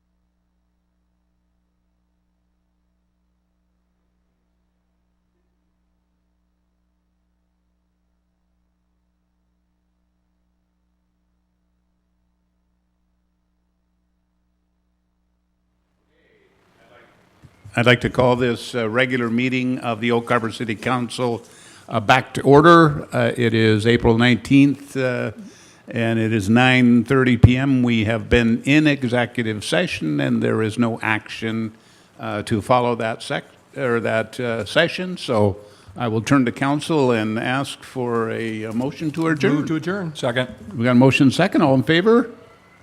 Raise their hands. Okay. This meeting is adjourned. Thank you.